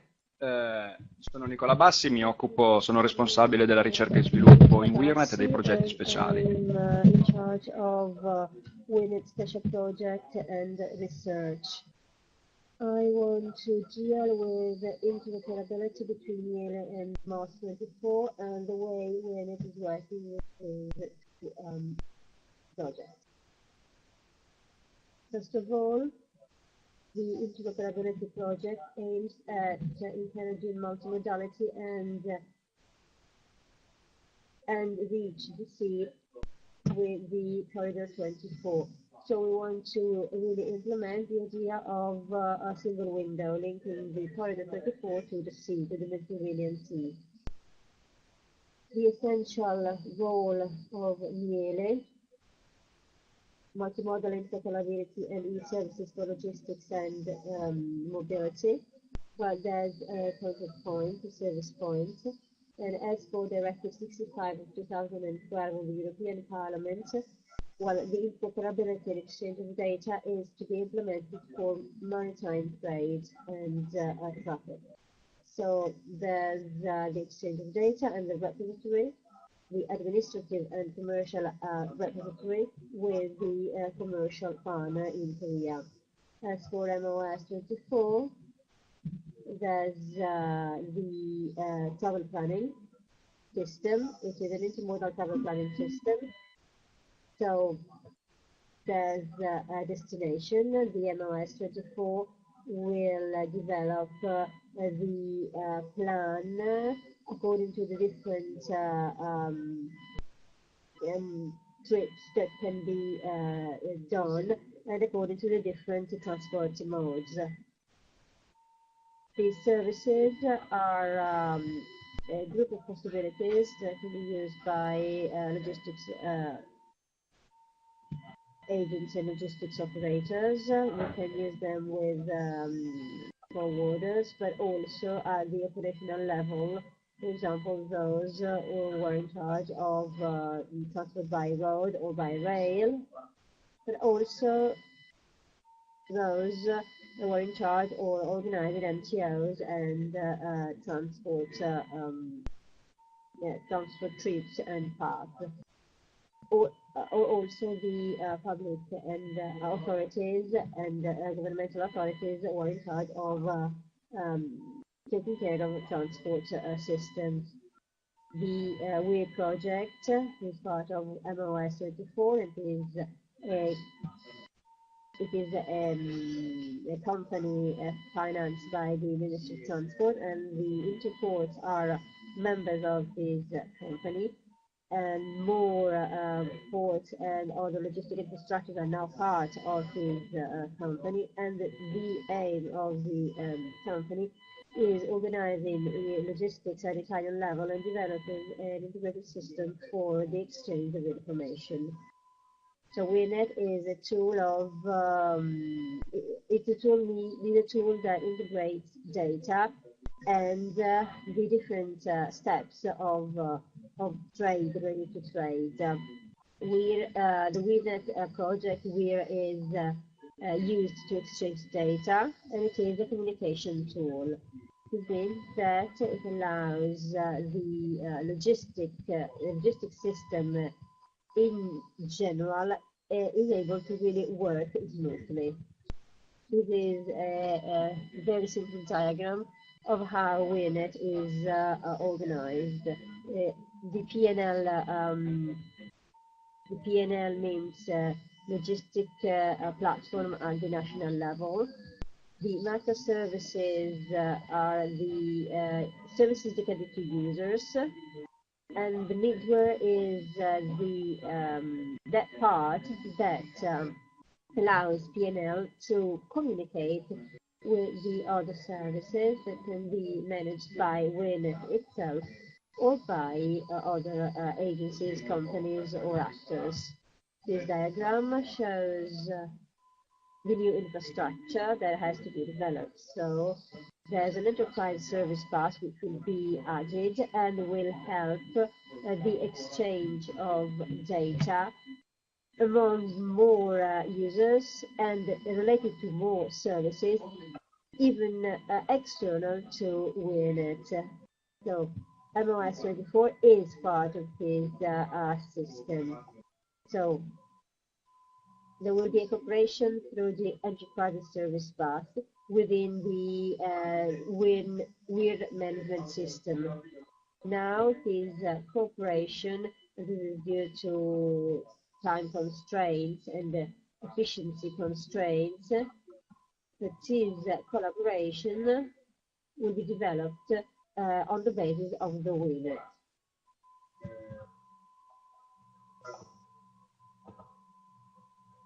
UIRNet and MOS 24 are cooperating then, and the aim of this cooperation is clear. MOS 24 uses UIRNet as an operator at the national level to integrate information. And UIRNet allows the Corridor 24 of really using the northwestern system of Italy as a unique single system where all the operators working with logistics and in logistics, in the logistics sectors are gathered together. So, thanks to this approach, a number of approaches coming from MOS 24 are connected, are linked here, because UIRNet allows the communication among the operators who are working within this area, because it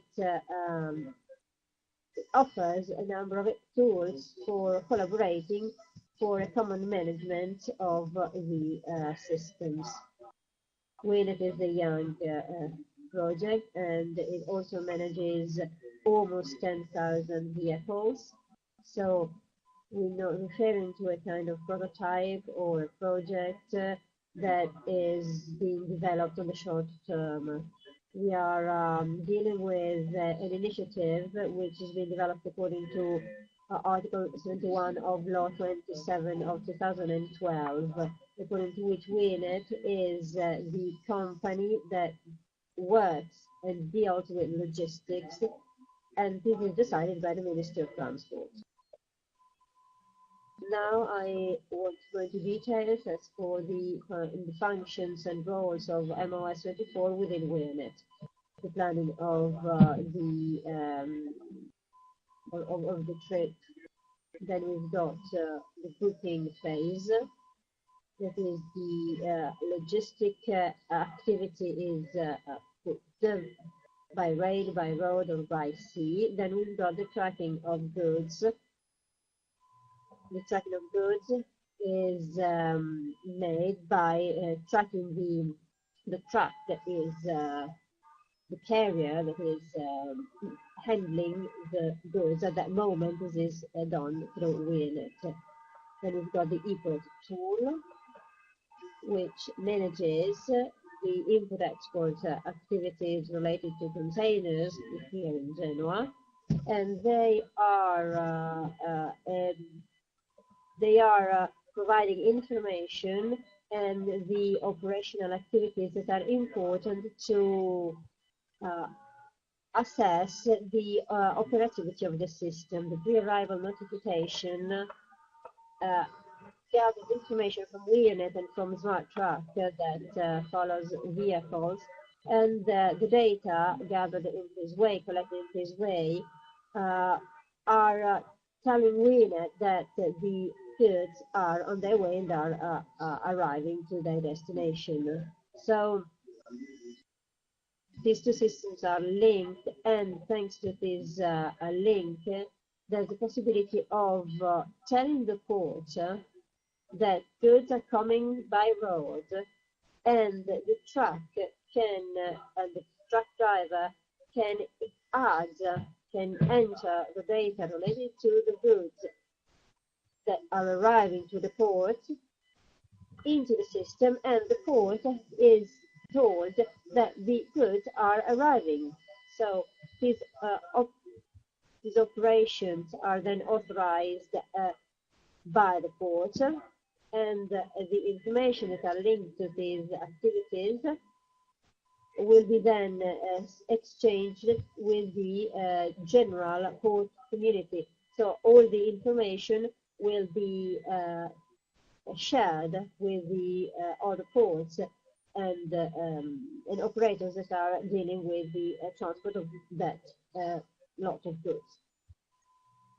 This information is then sent to MIELE, and from MIELE to the Korean port where the goods are heading.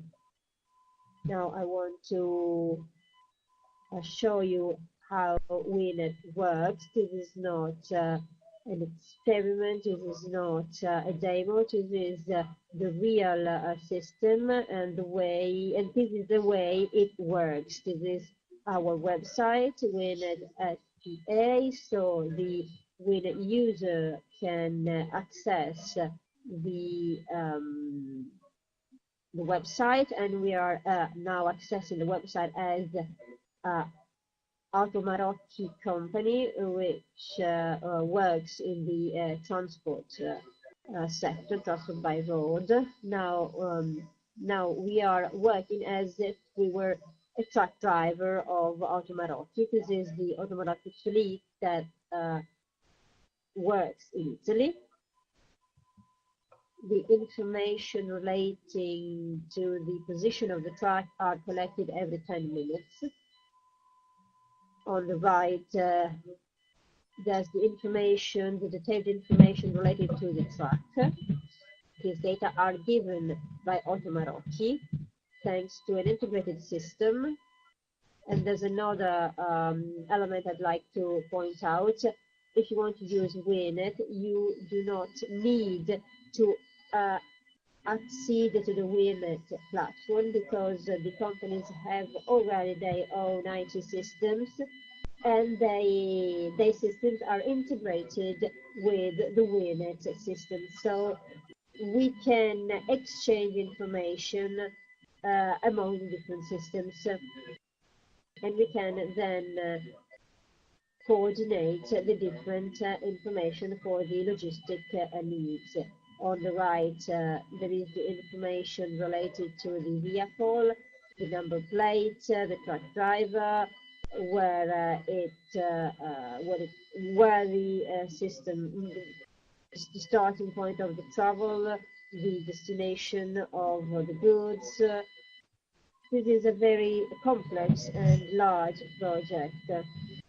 I'd like to go into details now, but now I'm just sketching out how the system works.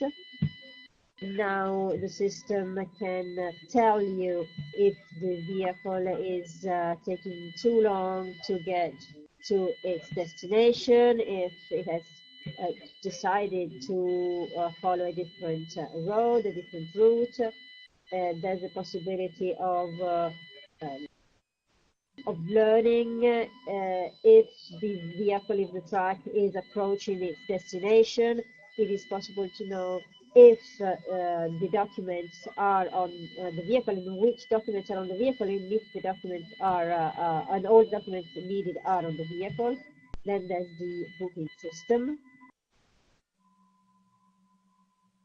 Again, Automarocchi gives UIRNet the information needed to book this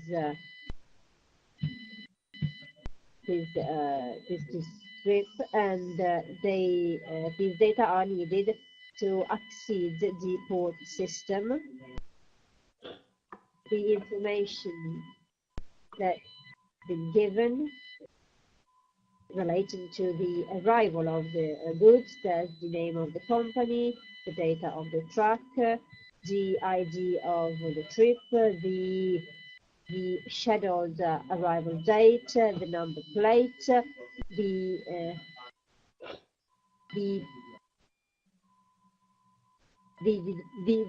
period of the day when the truck is supposed to get to its destination, the driver, the WTE, for example, or the port authority that are waiting for the goods are given this information, and they are indicated as the destination point.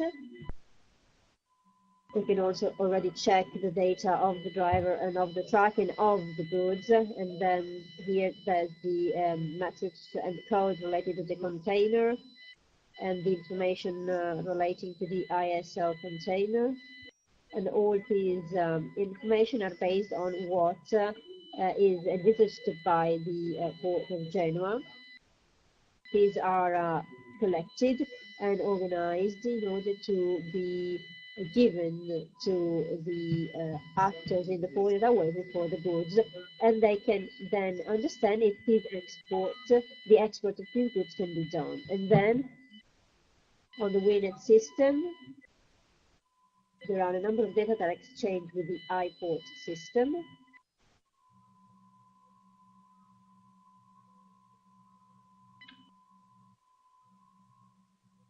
This is our container. This is the number plates. These are the details related to the container. This green square means that documents are okay. We've got a red point relating to the operational status of the ship. The ship is not operational at the moment, so this means that the administrative procedure is okay, but the operational procedure cannot be developed because the ship is not operational. So this information is needed for the port actors, for them to react to the status of the ship, to the condition that is stopping the procedure. Then the container enters the port and the IPOR system collects the data relating to the container, the data relating to the carrier. So all the data that are related to the container when it enters the port are entered into the system, into the IPOR system, and then it is the real loading of the container. This is the MIELE, the protagonist of the system again, and at this point the responsibility of the logistics system of the responsibility of this container is transferred to the other port authority of the destination port. This is not a demo, this is not an experiment, this is the new real product, which is a new product, and we are now working with it, and we've already signed an agreement with the Ministry of Infrastructure for the next 20 years for the use and exploitation of this system. Now I'm giving the floor to Mr. Ricci.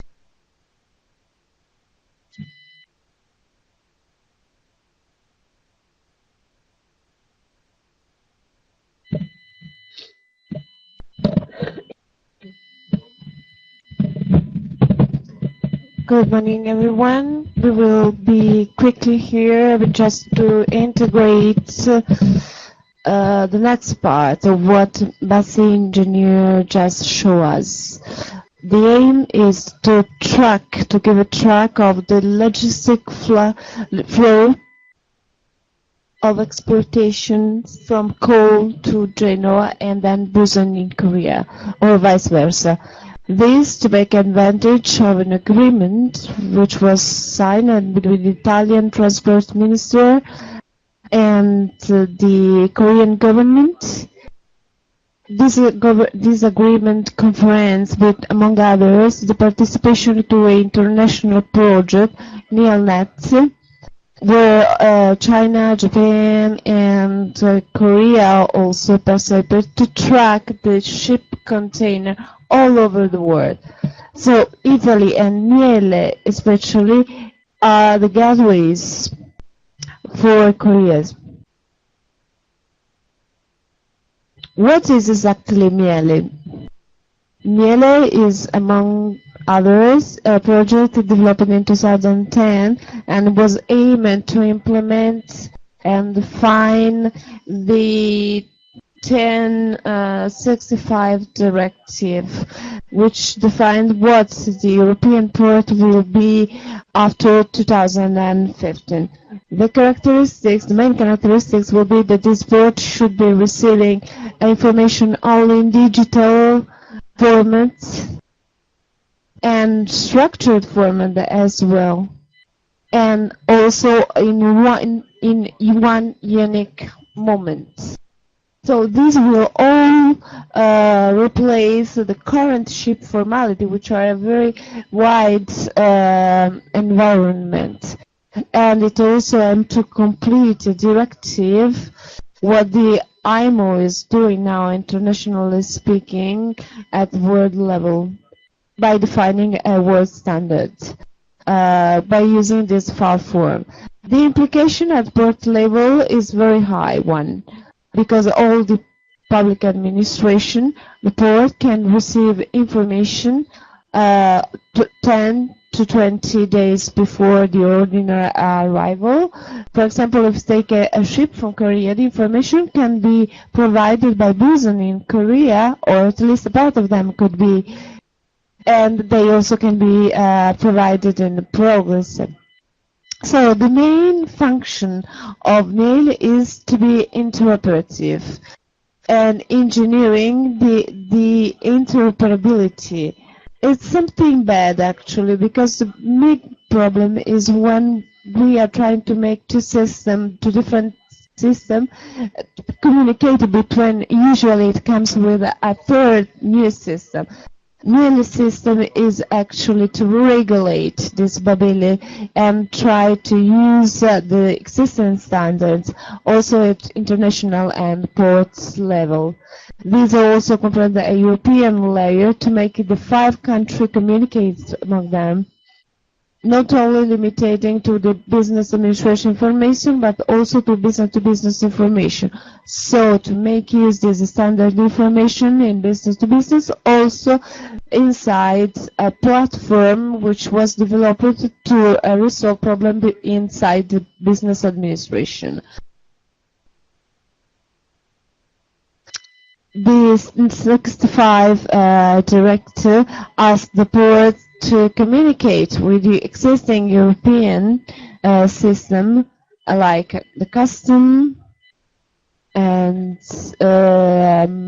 marine authorities, UIRNet, as we have seen already, UseMap, health, marine system, and others, and above all with the ship owners, because in progress they have the first need to communicate and to have and to go paperless, to have a paperless management, because it can be really anti-economic to have a paper-based communication those days. So we just see the first application of MIELE and MOS interoperability. Just see how many information systems we have, how many platforms we have. So, from this point of view, MOS 24, which is the Port of Genoa project, to optimize the 24 corridor, go to communicate with MIELE, as MIELE represents the port to the Korea. In detail, we can see a general flow from Ireland through UIRNet. We trace the transport, the land transportation system, and as the land transportation is vehicled inside the MOS 24 platform, when it comes to the port gate, the container is stored in the port and is then loaded on the ship. These information are automatically transferred from the platform MOS 24 to the MIELE platform inside the port, which is in turn connected to the national NAT. Especially with the LPCS repository, which is the communication language between the Korean platform and the LFPIS repository of Korea, which also communicates with the other countries like Japan and China. These are 2 different information. The first one is the container status, so the different phase where the container can be found during and identified, and the second style, which is the ship, the vessel's dynamic vessel status. The platform is constantly updated during the various phase, and when the containers enter the port, is also being monitored by a 3D infrastructure. So automatically directly from the container transportation phases. So to try to define what is interoperability between Italian and Italy. It is not limited to logistic information, of course. or to the one that I have already shown, like the status of containers and the vessel. But there's another important aspect, which is using the ship formalities, which is both countries have agreed to receive the shipping formalities among the countries that will facilitate correspondence and communication between the ports. And we try to harmonize also the type of information used, as some of them uses different standards. This is a big revolution. This agreement that we are now facing has been tested with other countries as well, like Israel, with Canada and other countries. And so it's a revolution in the field of communication between system and nations. Thank you.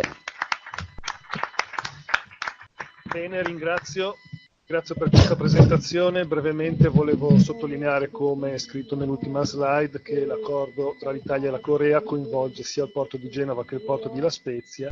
Si tratta, come abbiamo visto, di applicazioni pilota di quello che molto presumibilmente potrebbe essere un futuro post 2015. Finalmente diamo adesso la parola a quelli che il sistema lo utilizzano. Non sono partner, ma sono quelli che lo alimentano e lo utilizzano. Diamo la parola quindi innanzitutto al sistema dell'armamento. Passo il microfono all'ingegnere Roberto Martinoli, presidente di Grandi Navi Veloci e soprattutto presidente del comitato Short Sea Shipping di Confitarma. Buongiorno, grazie Mario. Buongiorno e grazie per averci invitato a questo.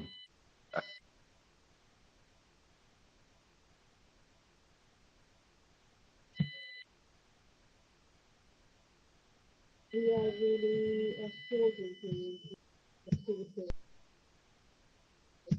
incredibly important in our very quickly. The shipping sector is a sector that is traditionally does not evolve. As a rule, it has always lived its life in a trapped way if compared to the other activities. The last few years, there's been a real revolution of the resources that are being used in the sector. And nowadays, the actors that are working in this sector are really being helped and are really collaborating with experts from many different and other sectors, which didn't happen in the past. And this has been extremely important in Italy because our fleet has expanded a lot. So as ship owners, we are very happy to be supporting such activities.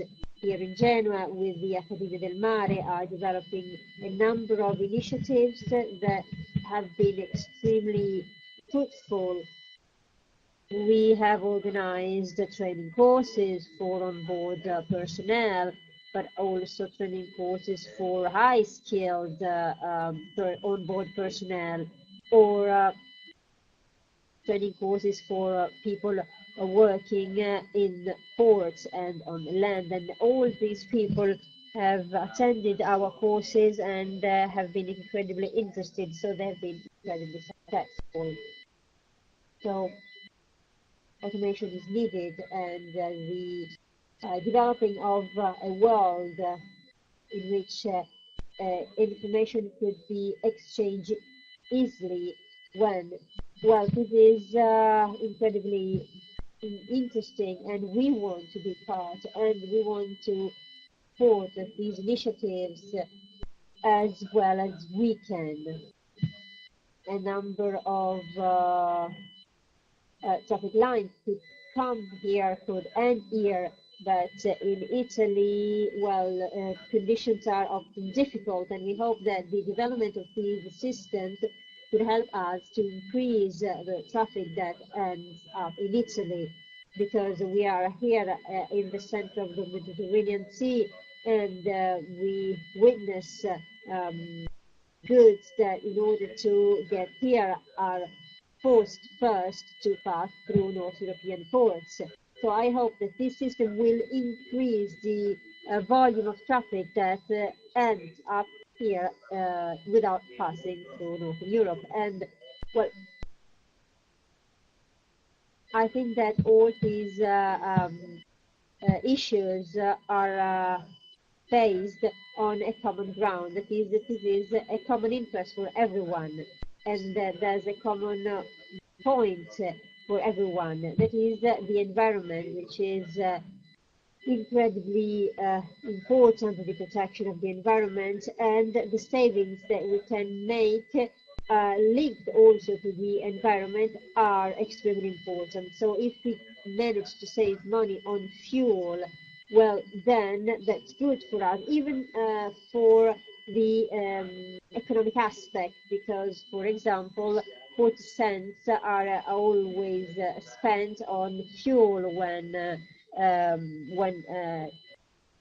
ships get to our port. So we need to be more competitive as far as the energy consumption is concerned, because this is the only way of moving forward. The environmental savings, let's say, well, these must be achieved. So we are trying to face the difficulties that are present in the sector, because we have, and the difficulties that are hindering us as far as the implementation of a real sustainability. So if we decrease the energy consumption, even the impact that the port operations have will decrease. Many changes have intervened in the last few years, because when fuel started to be very expensive, then everyone has tried to save fuel. So now what we have to do is to update the data regarding the consumption of fuel and the cost of fuel in order to understand if the condition that we are in now is better or worse than our situation that was present 10 years ago. So many companies have managed to save on fuel, so the impact and the effects that we can witness today, well, it's different if compared to the past. The IMO, the International Maritime Organization, is trying to collect information on sustainability and fuel and the savings. There are many research and studies that are being developed on these issues, because the sector relating to these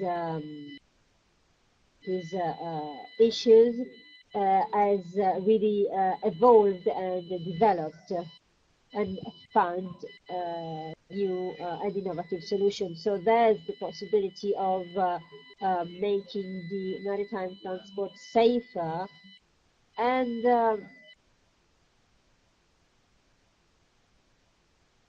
as Mr. Anselmo said, the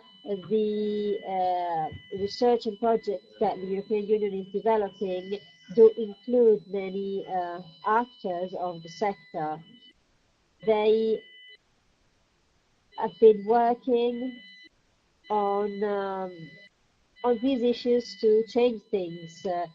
The International Association of Cruise Ships developed a study by creating a panel where many experts are sitting, a panel of experts that have been working in the maritime sector, and they, together with the actors of the cruise ship sector, have studied what happened with the Costa Concordia disaster, and developed a number of new regulations and rules to accelerate the legal processes, the legislation processes in order to develop these new rules and regulations, and for these new rules and regulations be accepted by the international bodies to implement new rules to avoid, to prevent such disasters from happening again. And we do agree with this action, and we know that these are important and very difficult issues that have to be tackled, but these are important for everyone. So we do support the development and the work on these issues. What is not easy is starting working on such issues, because we are now experiencing a terrible crisis, and the maritime sector is also experiencing a terrible crisis. So we know that this is the transport system is really suffering from the world crisis, but at the same time, it is the first sector that recovered from the crisis, because it transports raw materials, for example. However, the crisis is still there at the moment, so all sectors have been affected. The transport of people, of passengers, the transport of liquefied materials, the transport of dry materials. All these elements of the transport sectors have been affected at the moment. The gas transport is doing well, especially as far as the future of these elements. And also the cruise sector is doing well enough. It has not been really affected by the great crisis. However, since the situation is difficult, it is unlikely that many investments are started or will be developed. But the initiatives of the European Union and the European Commission are the good starting point to start a new era. So we are incredibly interested in this new cooperation, and incredibly interested in the possibility of using such, for example, funds for starting this sector again, for giving a new boost to this sector. And we hope we will improve our condition and our even collaboration in the future. Laws governing the maritime transport have been changed and will change in the future. What we couldn't really coordinate is the introduction of the new rules and adding to these new rules also the introduction of new technologies. We have set a number of goals, but we do not know exactly how to meet these goals. We've got many different opportunities. For example, we can use cleaner fuels, and the alternatives are the use of gas, for example, which is the most interesting one, the most interesting possibility and opportunity. However, here in this part, in this area of Europe, the infrastructure to use and to refuel by using gas, well, it's not there, because we are not really now. We do not know now if infrastructures to refuel or to use gas, to refuel ships or to use gas we do not know if they will be built, they will be set up. In Northern Europe, these infrastructures are already there, but here in Southern Europe, in this area, these infrastructures are not present. Another possibility is the use of systems, of cleaning systems that that clean the fumes that comes out of ships. So we do not know actually which systems can really be implemented and used and which cannot be implemented and used. What we hope is to be able to develop new research in the future to ease the implementation of rules and to be able to apply the new rules in a simple way.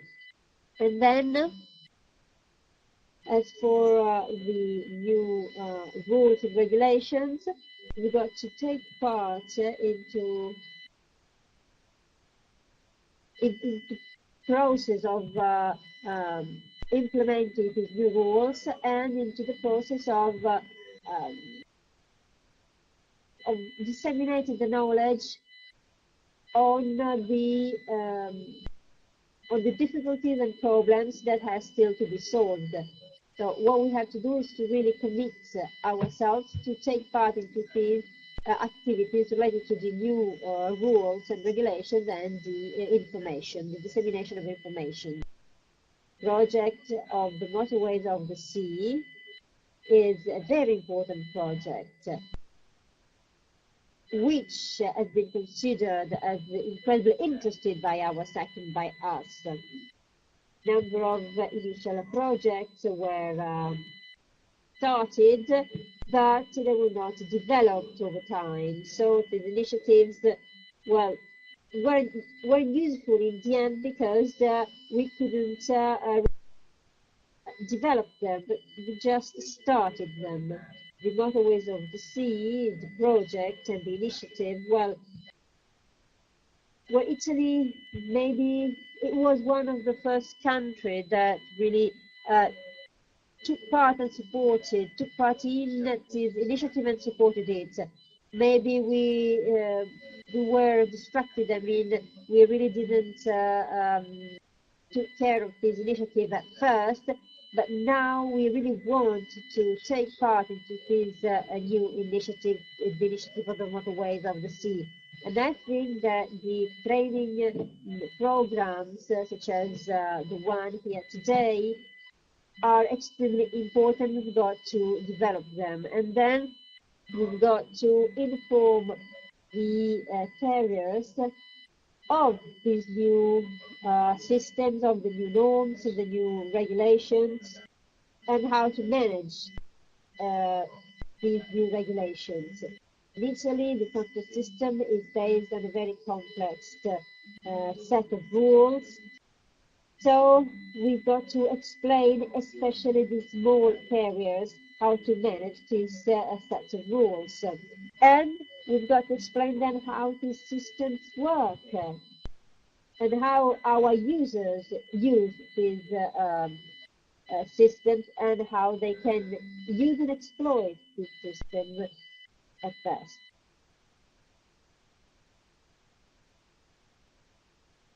These initiatives then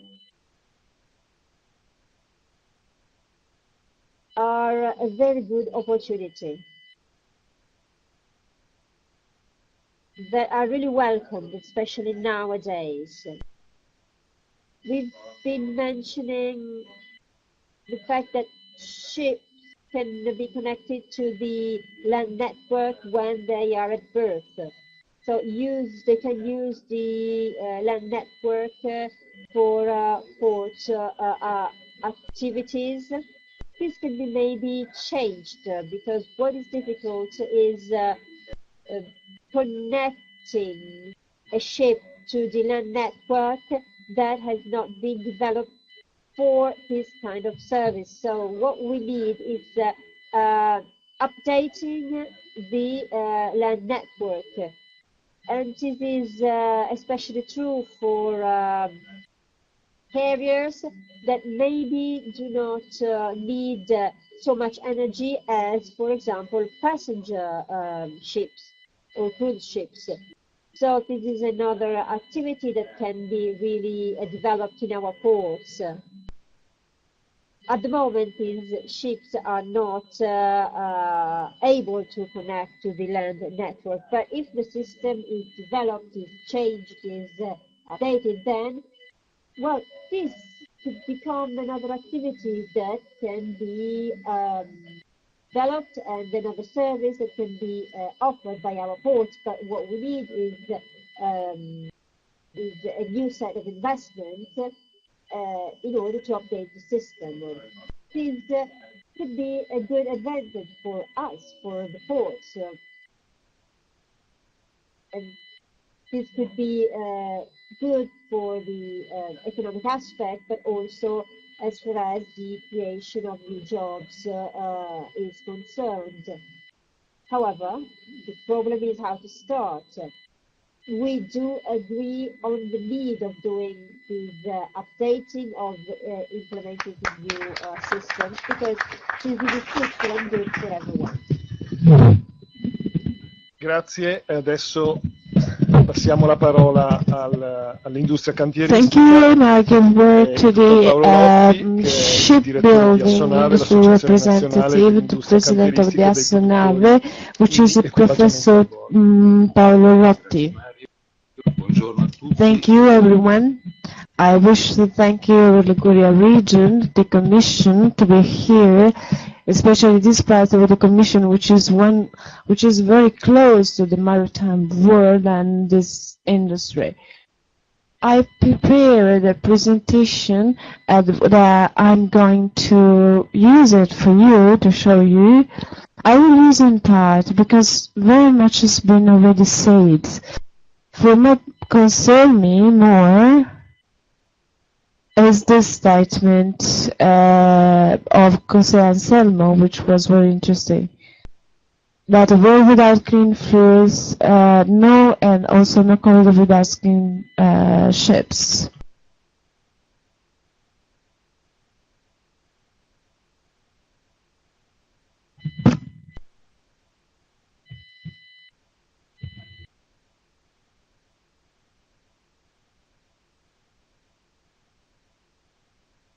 I would like to start from the industry point of view with some figure referring to some components which are important for the motorways of the sea and also affect our country and all the Mediterranean area.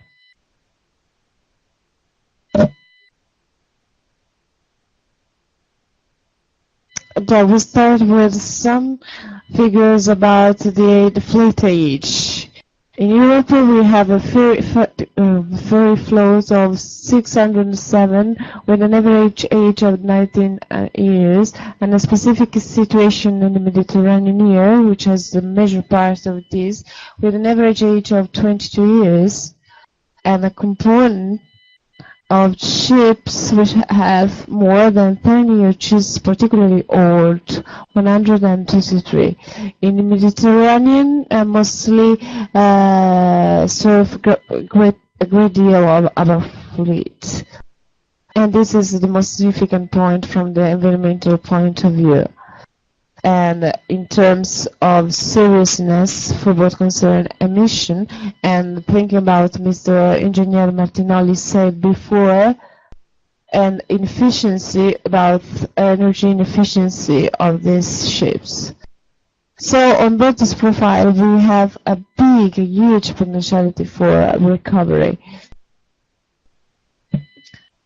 We just are striving to start, to have a proper start, to evaluate what we already evaluated what are the technology perspectives about gases and other forms of fuelings with pros and cons. And one of the most important parameters is, of course, prices for fuels. For example, currently, we have 400 euros for gas, 4 tons, which is really difficult to find and to use it, especially in the ports. And natural gas cost in Europe is €300 per tons, but in the States it costs 90 per tons. So there will be a good price in comparison with the other fuels. What was ordered in Italy for gas ships? We see 27 ferries, especially with dual fuel propulsion for the Canada, and we're speaking about 27 units. In case of support means for offshore, some other unities could combine other type of gases.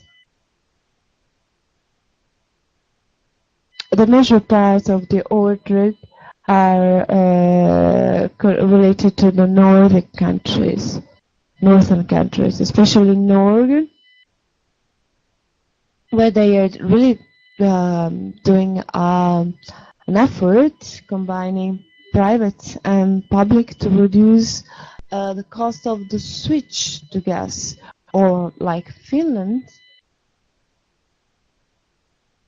where they have a different interpretation and application of the horizontal framework on the environmental projection.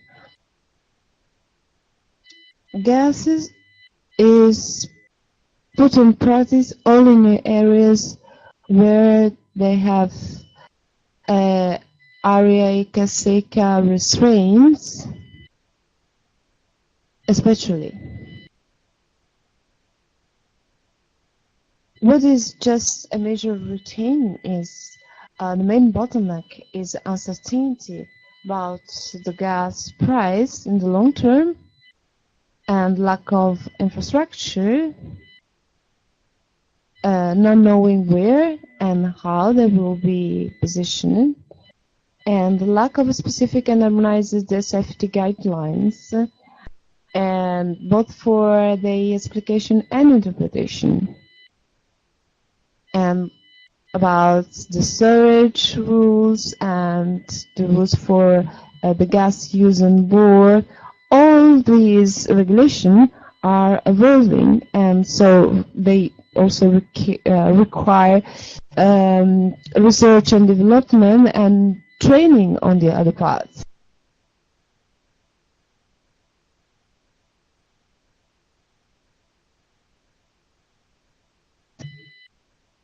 The use on board is to be technologically and regulatory organized. Yeah.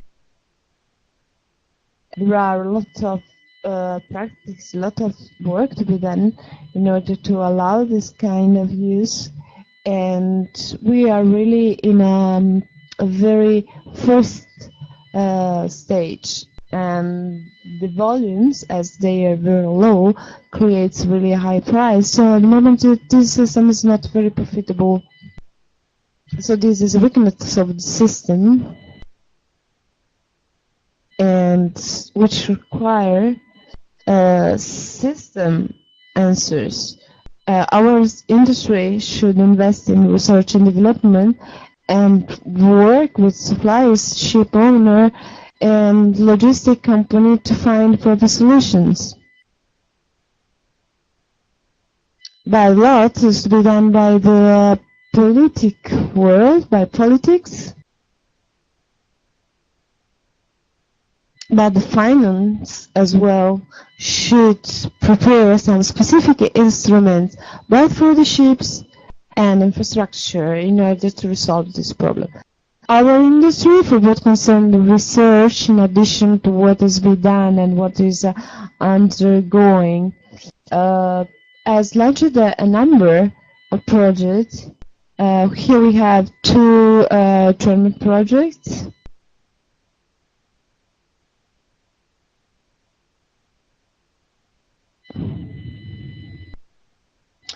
The second one is on use of gas of cruising ships. or on ferries. Then we have some Italian projects for the interconnection ports, ship. We have also a very European-wide project which combine ship and technology that has put together 60 companies for the part concerning the gas.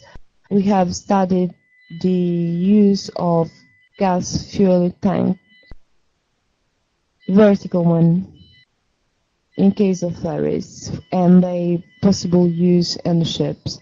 In particular, we prepared an assessment tool, a system that's starting from former data allows to evaluate from economic point of view and from performance point of view the entire performance. This was completely was created for David Superoil and use different parameters. So this is a proper tool to evaluate the alternative. What are we now trying to do for industry policies has been shown by Councillor Rossetti, and we're referring to the leadership to 2020, which is a strategic vision for the maritime technology industry. The big the guideline has already been found. We just want to give some figure about the industry status and outlook, about the demand and offer fluctuation, and vision of the niche with major add value, and some part of product structure, the greening of shipping with target some areas like sustainable exploitation of the ocean. This work has been developed by a coordinate group that's just put together all maritime operators and also some political exponents. All the maritime cluster participate to give information and hints on how to improve the access to market in fair condition and to define the activity of the group.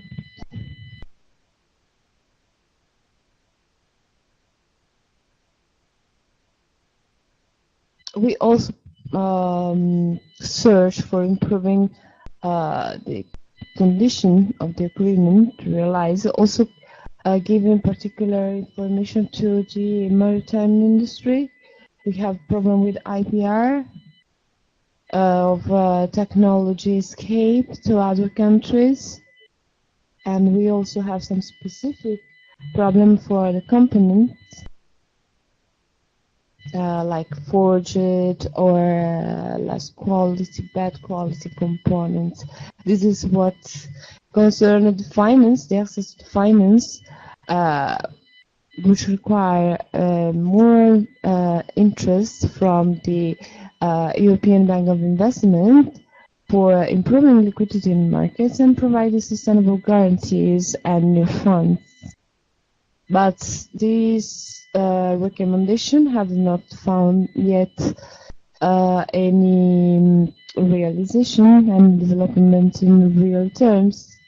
We are proposing to make an in-depth search for the use of Eurobonds for long-term financing of ships and creating a guarantee fund to equalize the guarantee component with the guarantee component being that there is a strong competition in Europe.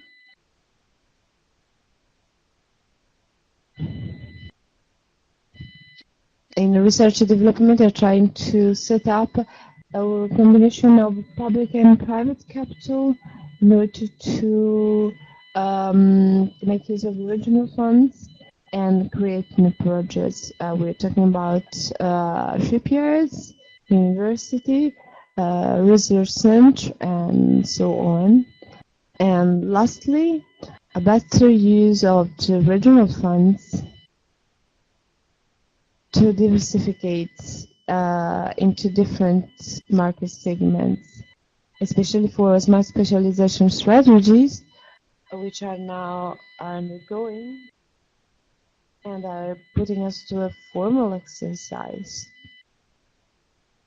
to create a coordination and synergy with other region information that have been provided.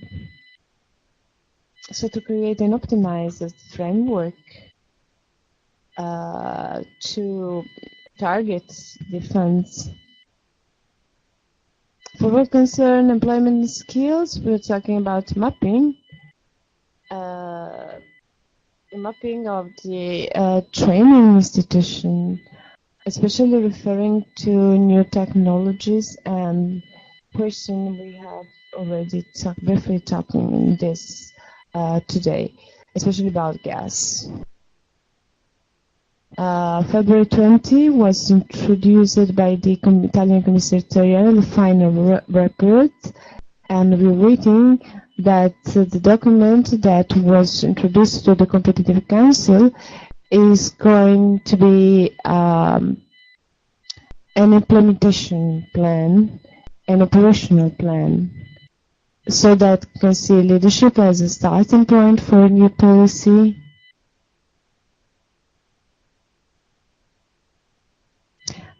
Summarizing, there are some weak points for what concern infrastructure and economic climate and other minor questions. What about uncertainty that really struck the market, that block investments and just make times really much longer for implementation of new technologies? The initiative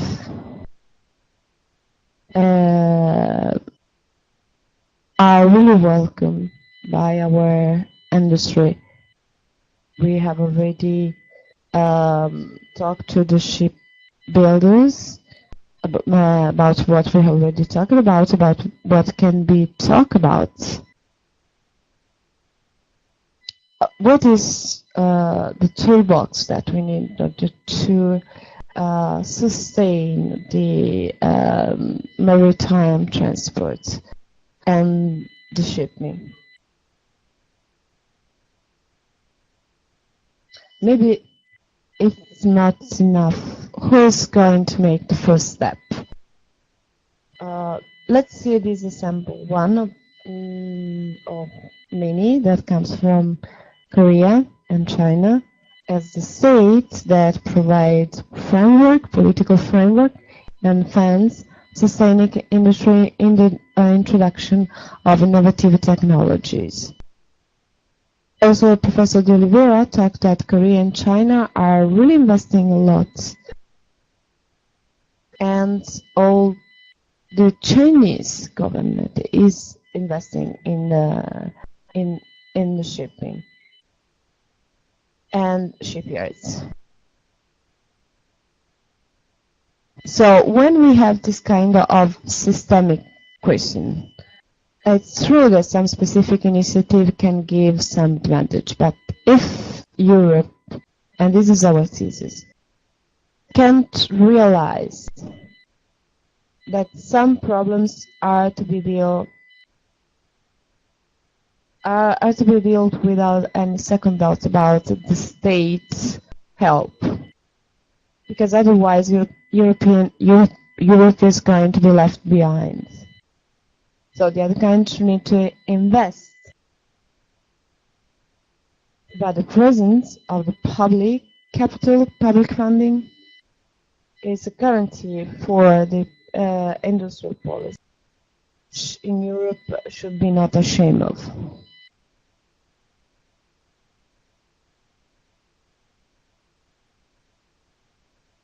This conclusion, please, is not a request for help from shipper, because this is not. This is about public intervention to sustain the introduction of new technologies. It's about intervention aimed at sustaining employment and environment protection and energy saving through the intelligent use of the ships. I officially thank you everybody for listening to me. Quindi un'immagine a breve termine realistica e il supporto nell'affrontarla. Questa è la sintesi dell'intervento.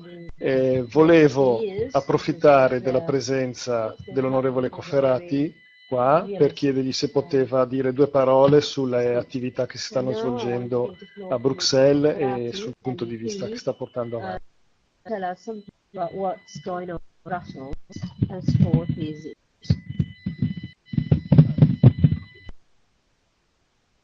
Vi ringrazio della possibilità che mi offrite.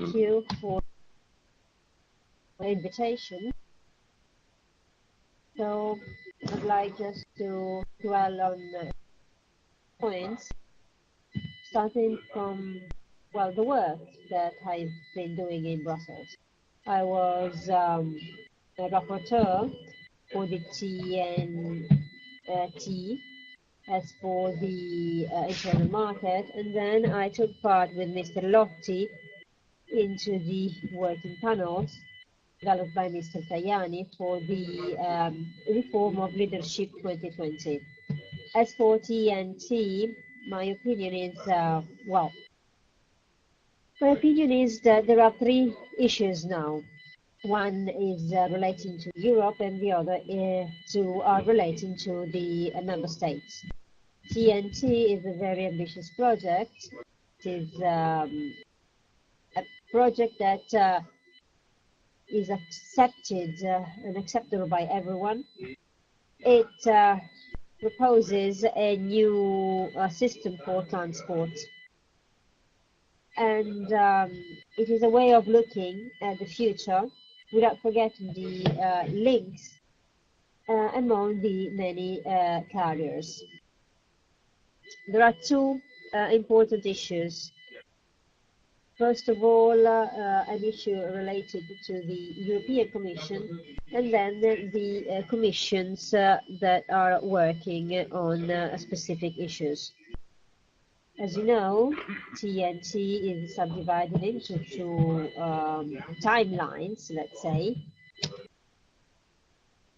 First one, the core issue is going to be, well, should be implemented by 2020, and the second issue is going to be implemented by 2050. So the development of the implementation of the new corridors by 2020-2030 is going to be difficult. So we've got, we are lagging behind, so we've got to accelerate the work we are doing. If Europe wants to grow again, after the austerity measures that have been taken in the last few years, which have not helped the market, but have, on the contrary, affected many member countries negatively, well, what we need to do now is to boost recovery. We need to offer those areas and communities that want to grow. It needs to be helped. And investments must be focused on creating the conditions to develop the economy and foster productivity and increase wealth. So the public role, public authorities must anticipate the role that the private actors will have to play in the future. So the infrastructure system that is now in use in Europe cannot be used to start a new growth and recovery, and we cannot use it to compete with other parts of the world. The situation in China, for example, is changing because in many parts of the world the labor force is very cheap, but now things are changing in China. Things changing, people are starting to act on this. And in many, under many aspects, the infrastructure of many countries are much more advanced than our infrastructures. So what we have to do is to follow and implement two priorities: the infrastructures and knowledge. These are the two priorities that needs to be implemented in Europe, because we can be competitive if Europe is able to attract investments, and at the same time we've got to develop policies intended to offer knowledge, to foster knowledge, because in this way the production process and products will be very good products and of high quality. So that's why TNT is important for Europe and for its growth. The resources allocated to TNT have increased, but this is not enough. The European Commission has to decide to define its priorities for the development policies, and it must allocate resources to these priorities. I think that, well, there are issues that have been debated. I'm not sure that the Parliament is going to approve the provisional budget that is being presented by the Commission to the Parliament. I think this is not a good provisional budget.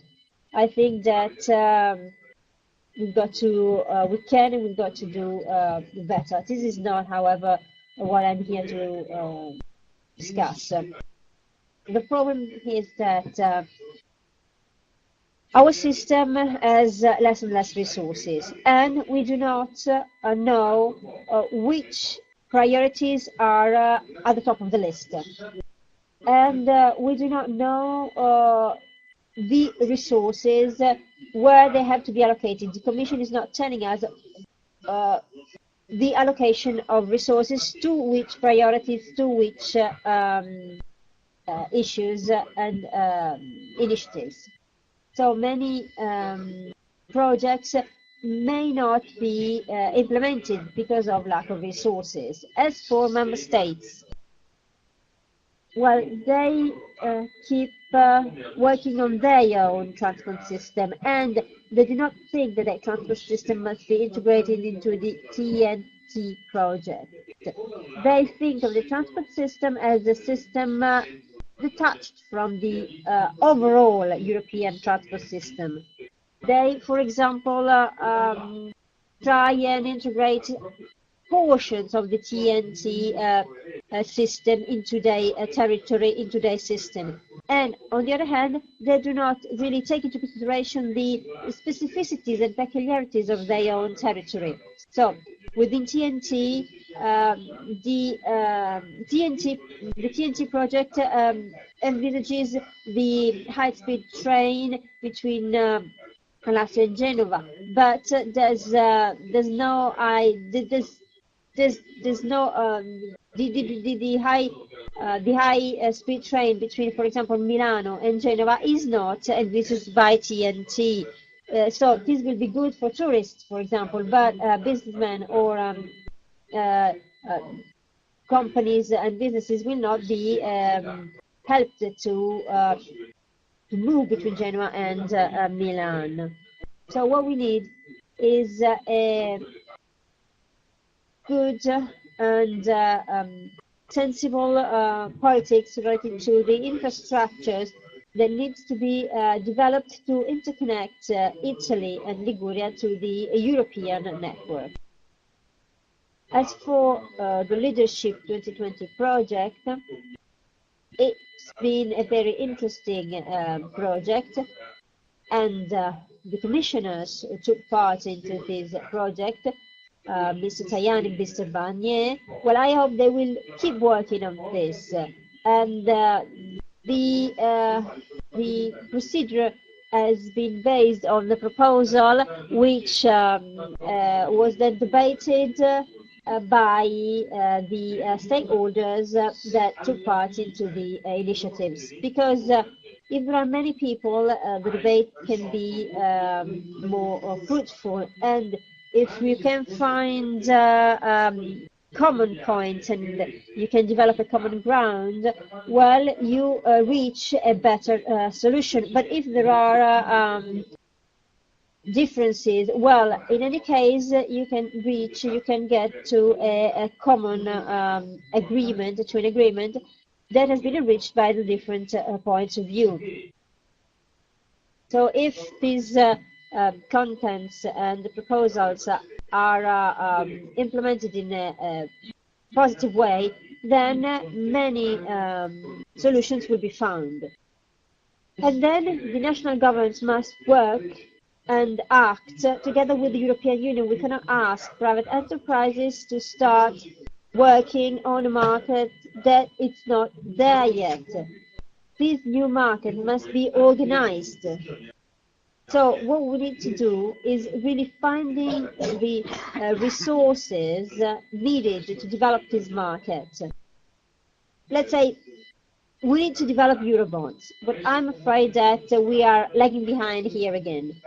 But anyway, the creation of Eurobonds could be useful for countries that are now suffering from the crisis, and they could be used to stimulate investment and to support recovery. Another point is the implementation of the Tobin tax, which must be a stronger and bigger kind of tax. I mean, in terms of volumes, and not a small proposal as it has been made by the Commission. And then the European Bank of Investment, European Investment Bank, well, they have to take part into these new initiatives and projects as well. The development of good partnerships between public and private enterprises has been used in many countries, such as Japan, in order to develop an actor that can help and can be supportive for the development of new technologies and innovative technologies, and that can act as the startup actor to develop new companies and new economic sectors. And this is what has to be done here. The environment, for example, and the environmental sector can be used, and new initiatives can be developed. As for aid given by governments of member countries, well, these aids cannot be accepted if the member country A allows its own economic actors to do something that the economic actors of the member state B cannot do. But if this economic aid given by member states is reformed, then they could be useful. If we change the bases related, for example, to the shipbuilding industry or any other industry, well, if we change the basic rules of a number of sectors, and if we develop a real industrial policy, if we go beyond the idea that each individual enterprise has to go on its own. If we develop a kind of actor that can regulate the entire sector, well then in this case governmental aid could be used, and even Commissioner Almunia would not refuse them. So Italy didn't increase the possibility, didn't use the possibility of increasing the, for example, aid in research from 20 to 30%. It was a small window of opportunity to increase the percentage of aid. Anyway, the competitivity can be measured and assessed on the basis of different rules and different figures if compared to what has been done up to now. If the government is in a difficult situation, for example, the Italian government now is experiencing difficulties, well, the government can act and can act in a different way.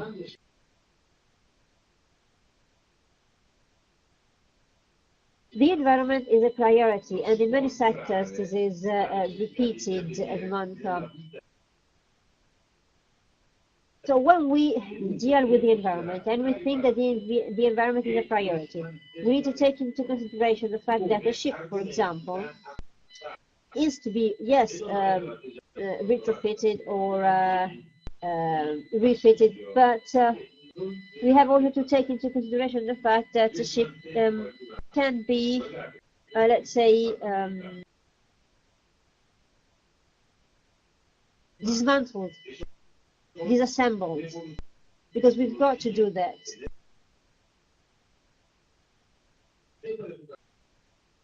Ship can be dismantled, disassembled to recover materials that can be used, and it must be done in order to protect the environment, and this is going to be as important as the activity of building ships.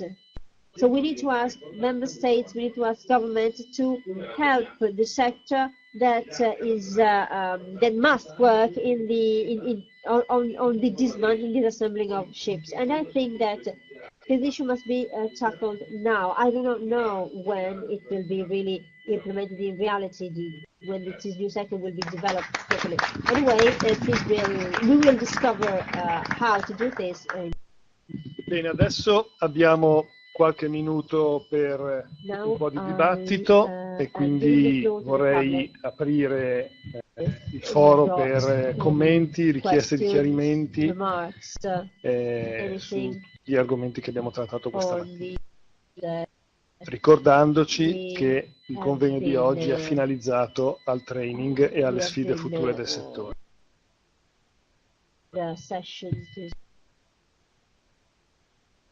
Focus on training the development of the maritime.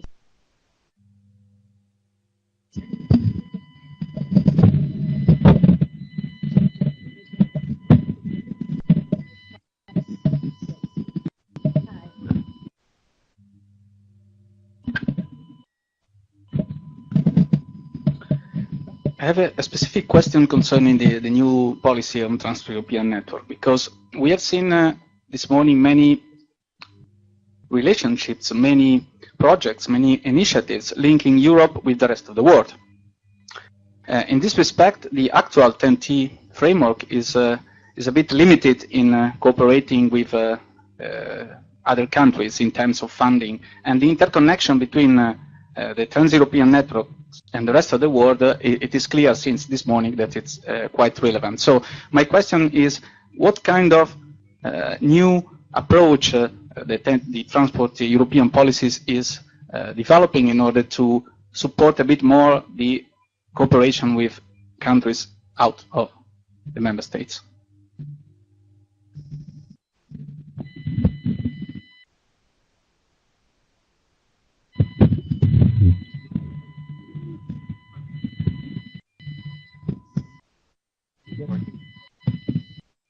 Well, thank you. Thank you for the question. I think that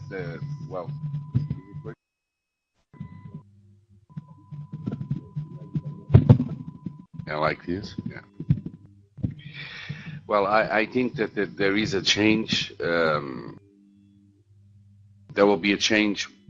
Well, if the proposal is taken forward, if it is finally approved by the member states and the parliament, I think that there is a change in the policy in terms of the neighboring policy, and there will be the possibility of counting with those countries and develop certain type of actions with them, namely cross-border connection.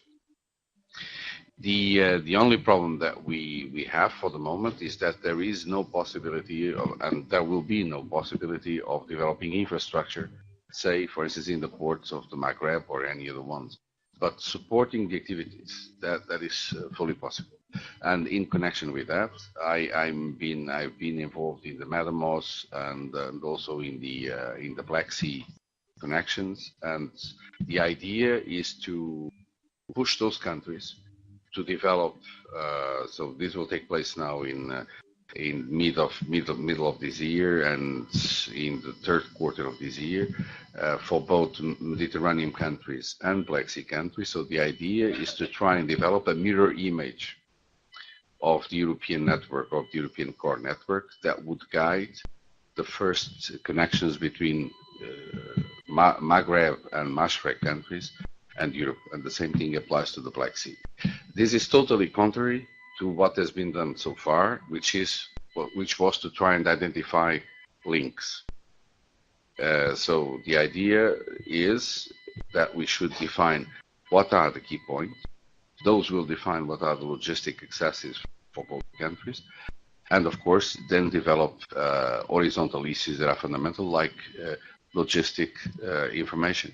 So single window will be, that's what we think, one of the priorities to develop together in joint projects with the Mashrek and with Maghreb countries, because you need to follow the security and safety elements of for logistics. But if there is no streamlining, nothing will happen. And until today, the links have failed totally. When you identify a port, Casablanca and Marseille, it doesn't work. So what we are trying to do now is totally different, is identifying two networks, see the correspondence, let the market go for it, and develop the enablers, security, information, and so forth.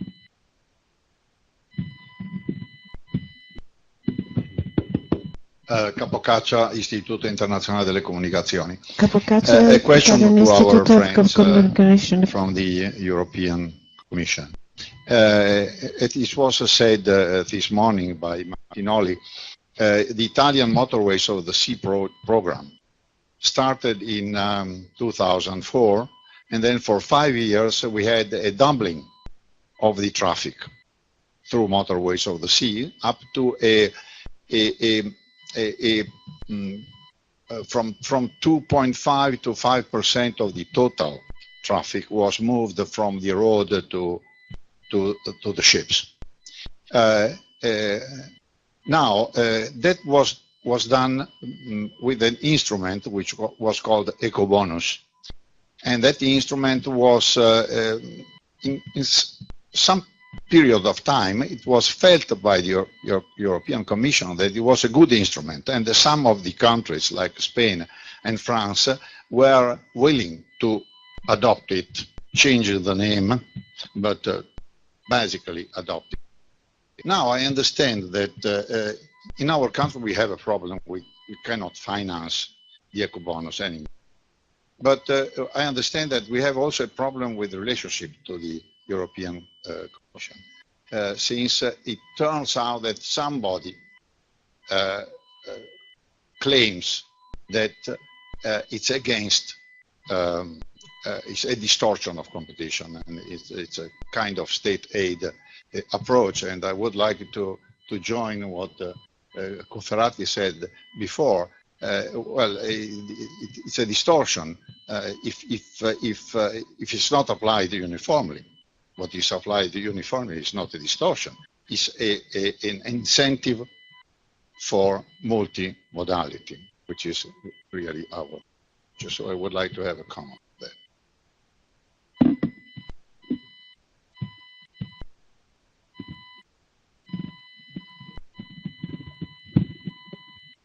Well, I must say that I fully agree with what you have said. It is, the system in Italy functioned very well.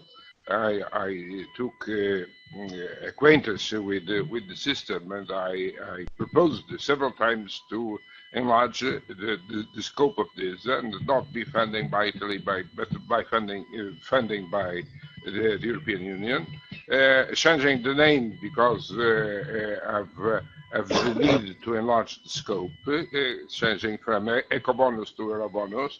But and I must say that I have been encouraged by the first reactions I had,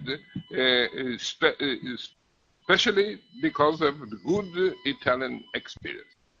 And but suddenly, it appeared the complaint by the land transporters sector, it was the ones who complained because this was against their own function. So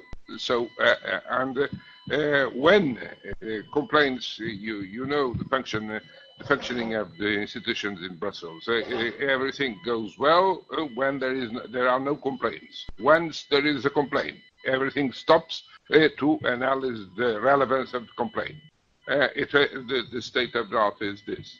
So there was a complaint by the land, the transportation sector, saying that those heads are state heads for the maritime transportation, and I am not saying that it will finish. No, it will become.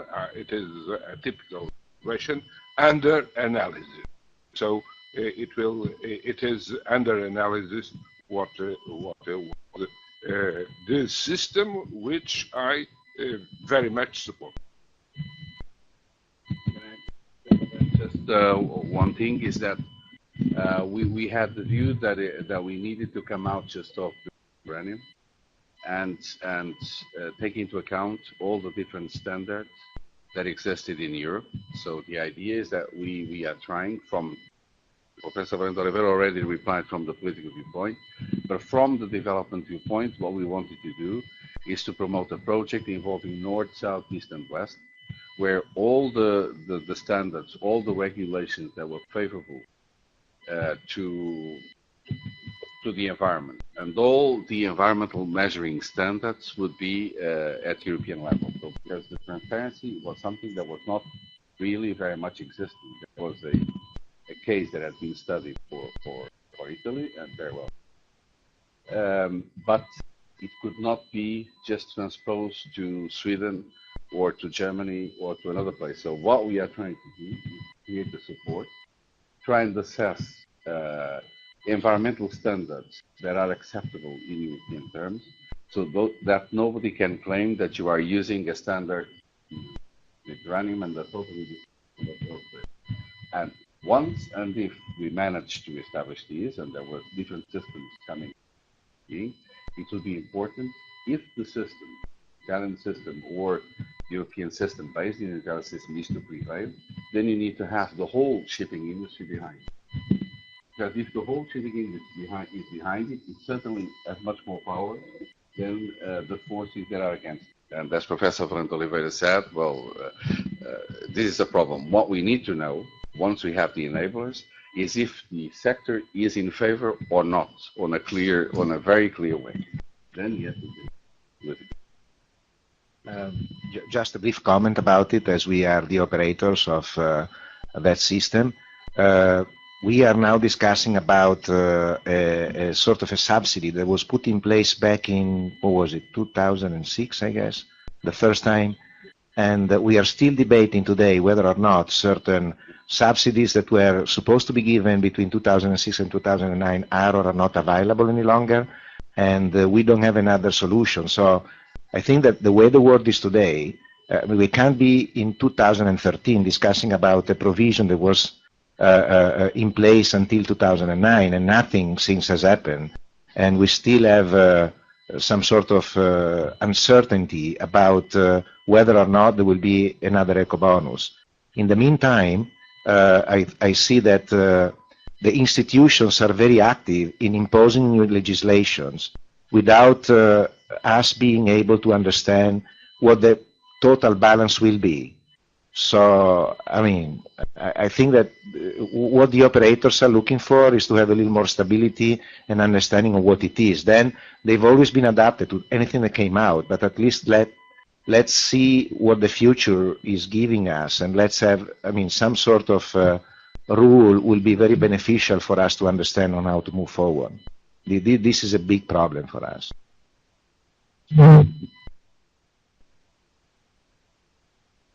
Domanda anch'io. Simona Costa, ufficio di Bruxelles della Regione Liguria. Volevo fare una domanda al Presidente Martinoli.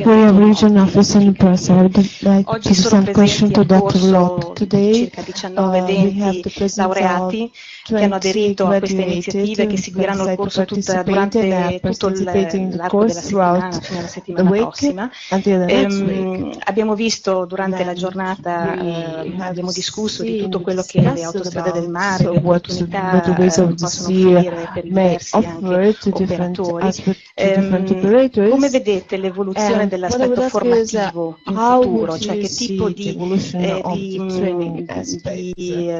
professioni o che tipo di skill, soprattutto diciamo il lato laureati, no? Perché abbiamo parlato questa mattina dell'Accademia del Mare e di tutte le attività che si riesce a fare direttamente per l'Accademia del Mare.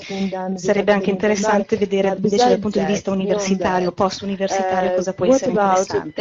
E questo lo pongo anche in relazione a noi regioni invece, perché appunto, come diceva l'assessore Rossetti questa mattina, come regioni siamo nella fase di riprogrammazione dei fondi strutturali e quindi quello che si chiama smart specialization, stiamo lanciando un gruppo a livello nazionale con altre regioni italiane sulla smart specialization dell'economia del mare, che comprende tutta la parte formativa e quindi per noi anche avere il punto di vista di cosa può essere utile su come indirizzare i soldi, insomma, e soprattutto dare posti di lavoro in futuro sarebbe new employment with what kind of new skills? Da un punto di vista dell'armamento, credo che indubbiamente l'utilità e la necessità di avere disponibili dei corsi available some post-university course dedicated to some activities which are our competencies are very important. This was some kind of vocabulary that was completely unknown. People that came to be part of companies didn't know any specific about this word. Now we have necessity to have a support, training support from the outside. So when we go out to make some recruitment in high-level position, we usually give a look to the postgraduate training programs to have more opportunity to attract more skilled persons, more skilled candidates. So we find that postgraduate courses are very important to us, and we try to give a contribution ourselves to finance these courses. The shipping world is kind of different from the rest of the other industry sector. We have to renew ourselves much, a big deal. Numero limitato di persone, oggi and in the beginning we were just few people, and now in fact we have some much more requests. I can just add a few things. The person who spoke before me just gave a clear-cut framework of the European product and framework. As Fincantieri, what I can do is give a privileged preference to the engineering faculty of engineering, except for the electronic part, for cruising ship, where there's gathered together a lot of scientific disciplines. And we really expand all the different opportunities in training. We also expanded on different districts in Liguria, and just comprehend also the Friuli Venezia Giulia region. And thanks to the help of the region, we try to develop specific initiative for education. What we consider really interesting are the smart specialization.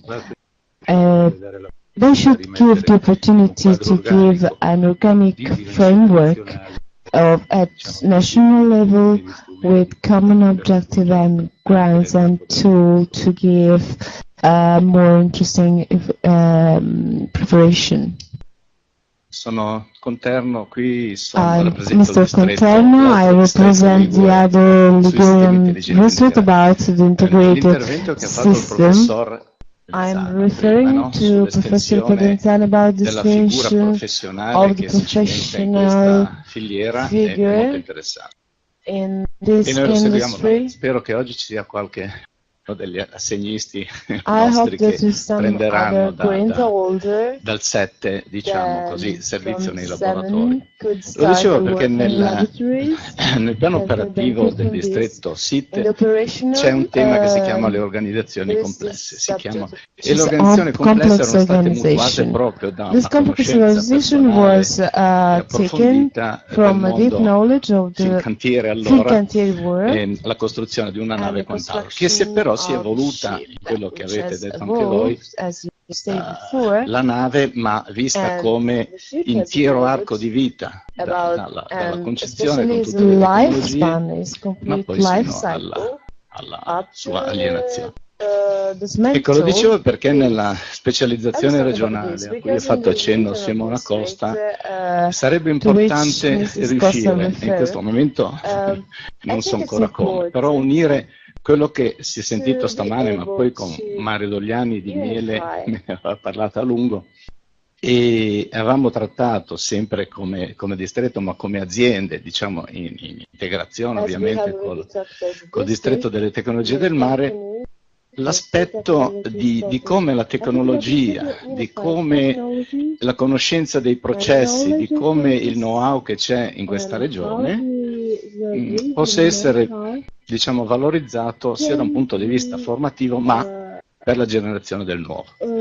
Quindi stamattina abbiamo udito, ma lo sapevamo grazie al ruolo prezioso di Rina, MIELE, UIRNet e VTS, sono stati citati degli acronimi molto interessanti, ecco, per dare, c'è una carenza di risorse indubbiamente, si tratta di costruire, probabilmente con la regione, con l'aiuto della regione in questo ambito di specializzazione, di costruire un cosiddetto tavolo che tra virgolette, che però tenga conto di tutto il know-how che c'è. Io nel nostro distretto ci sono un centinaio di piccole e medie imprese di cui il 30% hanno una vitalità tale per cui sarebbero attratte se fossero messe in un circuito di questo tipo per generare nuova occupazione. Quindi chiedo alla Regione Liguria, visto che sta studiando questa corretta smart specialization regionale, di considerare tutti questi aspetti. Probabilmente la nave, il mare, ma diciamo tutto quello che c'è a terra in contiguità possono essere veramente per questa regione un elemento di dialogo con altre e di sviluppo. Grazie.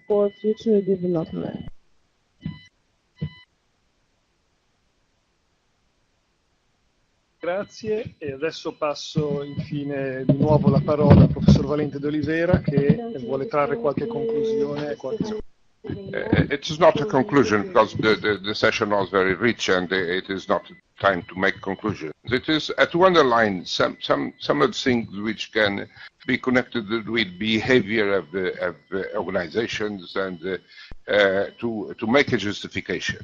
In following what Captain Anselmo said regarding Eurobonus. First thing, you understand that the decisions in Brussels have to take into account the situation in Europe. So you understand why I have insisted, since I am in this position, to mix in all projects, to make consortia with people from the north and people from the south, with people from the east and the people from the west, to have solutions since the beginning that take into account the situations in different parts of Europe is a strong point regarding the approval of the recommendations the consortia make. Second point, which he also made. When a problem arises in Brussels, people get stuck. Something happened. And on that occasion, there are only two things. Is the pressure via Parliament, the pressure via members of Parliament in Europe. They have an important role, and they are very well listened, and they take the initiative of defending you. So I think that the maritime sector must have conversations, deep conversations with the European Parliament, parliamentarians, to let them be acquainted with the problems they have. And the second type of pressure, because it is a question of knowledge and pressure, is the professional organizations in different countries. If the shipping sector feels that something is going wrong, they must spell out what they see, because it is not only to leave one sector with all the arguments. It is necessary to provide a balance between sectors, and so I encourage you very much to do this type of rules, which is common life and it's daily life in Brussels. So thank you for this final comment. And with that, since we are already 10 minutes late, we are closing this first session. Let me just summarize the matter as follows very quickly. We are not unaware of difficulties in the future, in the challenges we have, but we have two main advantages on trying to deal with those as we are doing. First of all, as it was mentioned, they are all common goals, both the environment and the efficiency, whether it is done through ICT and single windows or other means. And the second is that we have a possibility to claim, to submit proposed pilot projects such as those who are in the Motorways of the Sea program, which are finalized exactly to test those technologies and solutions for a wide use. So this, I think, is going to give the message that in the future, even tomorrow, there is a need on those technologies of, among other things, trained people who are able to use those technologies for the best of our future. And this means that training is not the last part of the development, as this project is. This is the other conclusion from today's workshop. For the rest, I think that it will be a very interesting week. You will attend. I'm speaking to the trainee, because you are going to see in much details a number of those topics which have been outlined. So, having said that, I would like to thank everybody for the time you have spent in this workshop, and thank, of course, Regione Liguria for hosting this, and Professor Valente Oliveira, José Anselmo for having come from Brussels for this event, and of course all the speakers for the views which have been expressed. Thank you very much.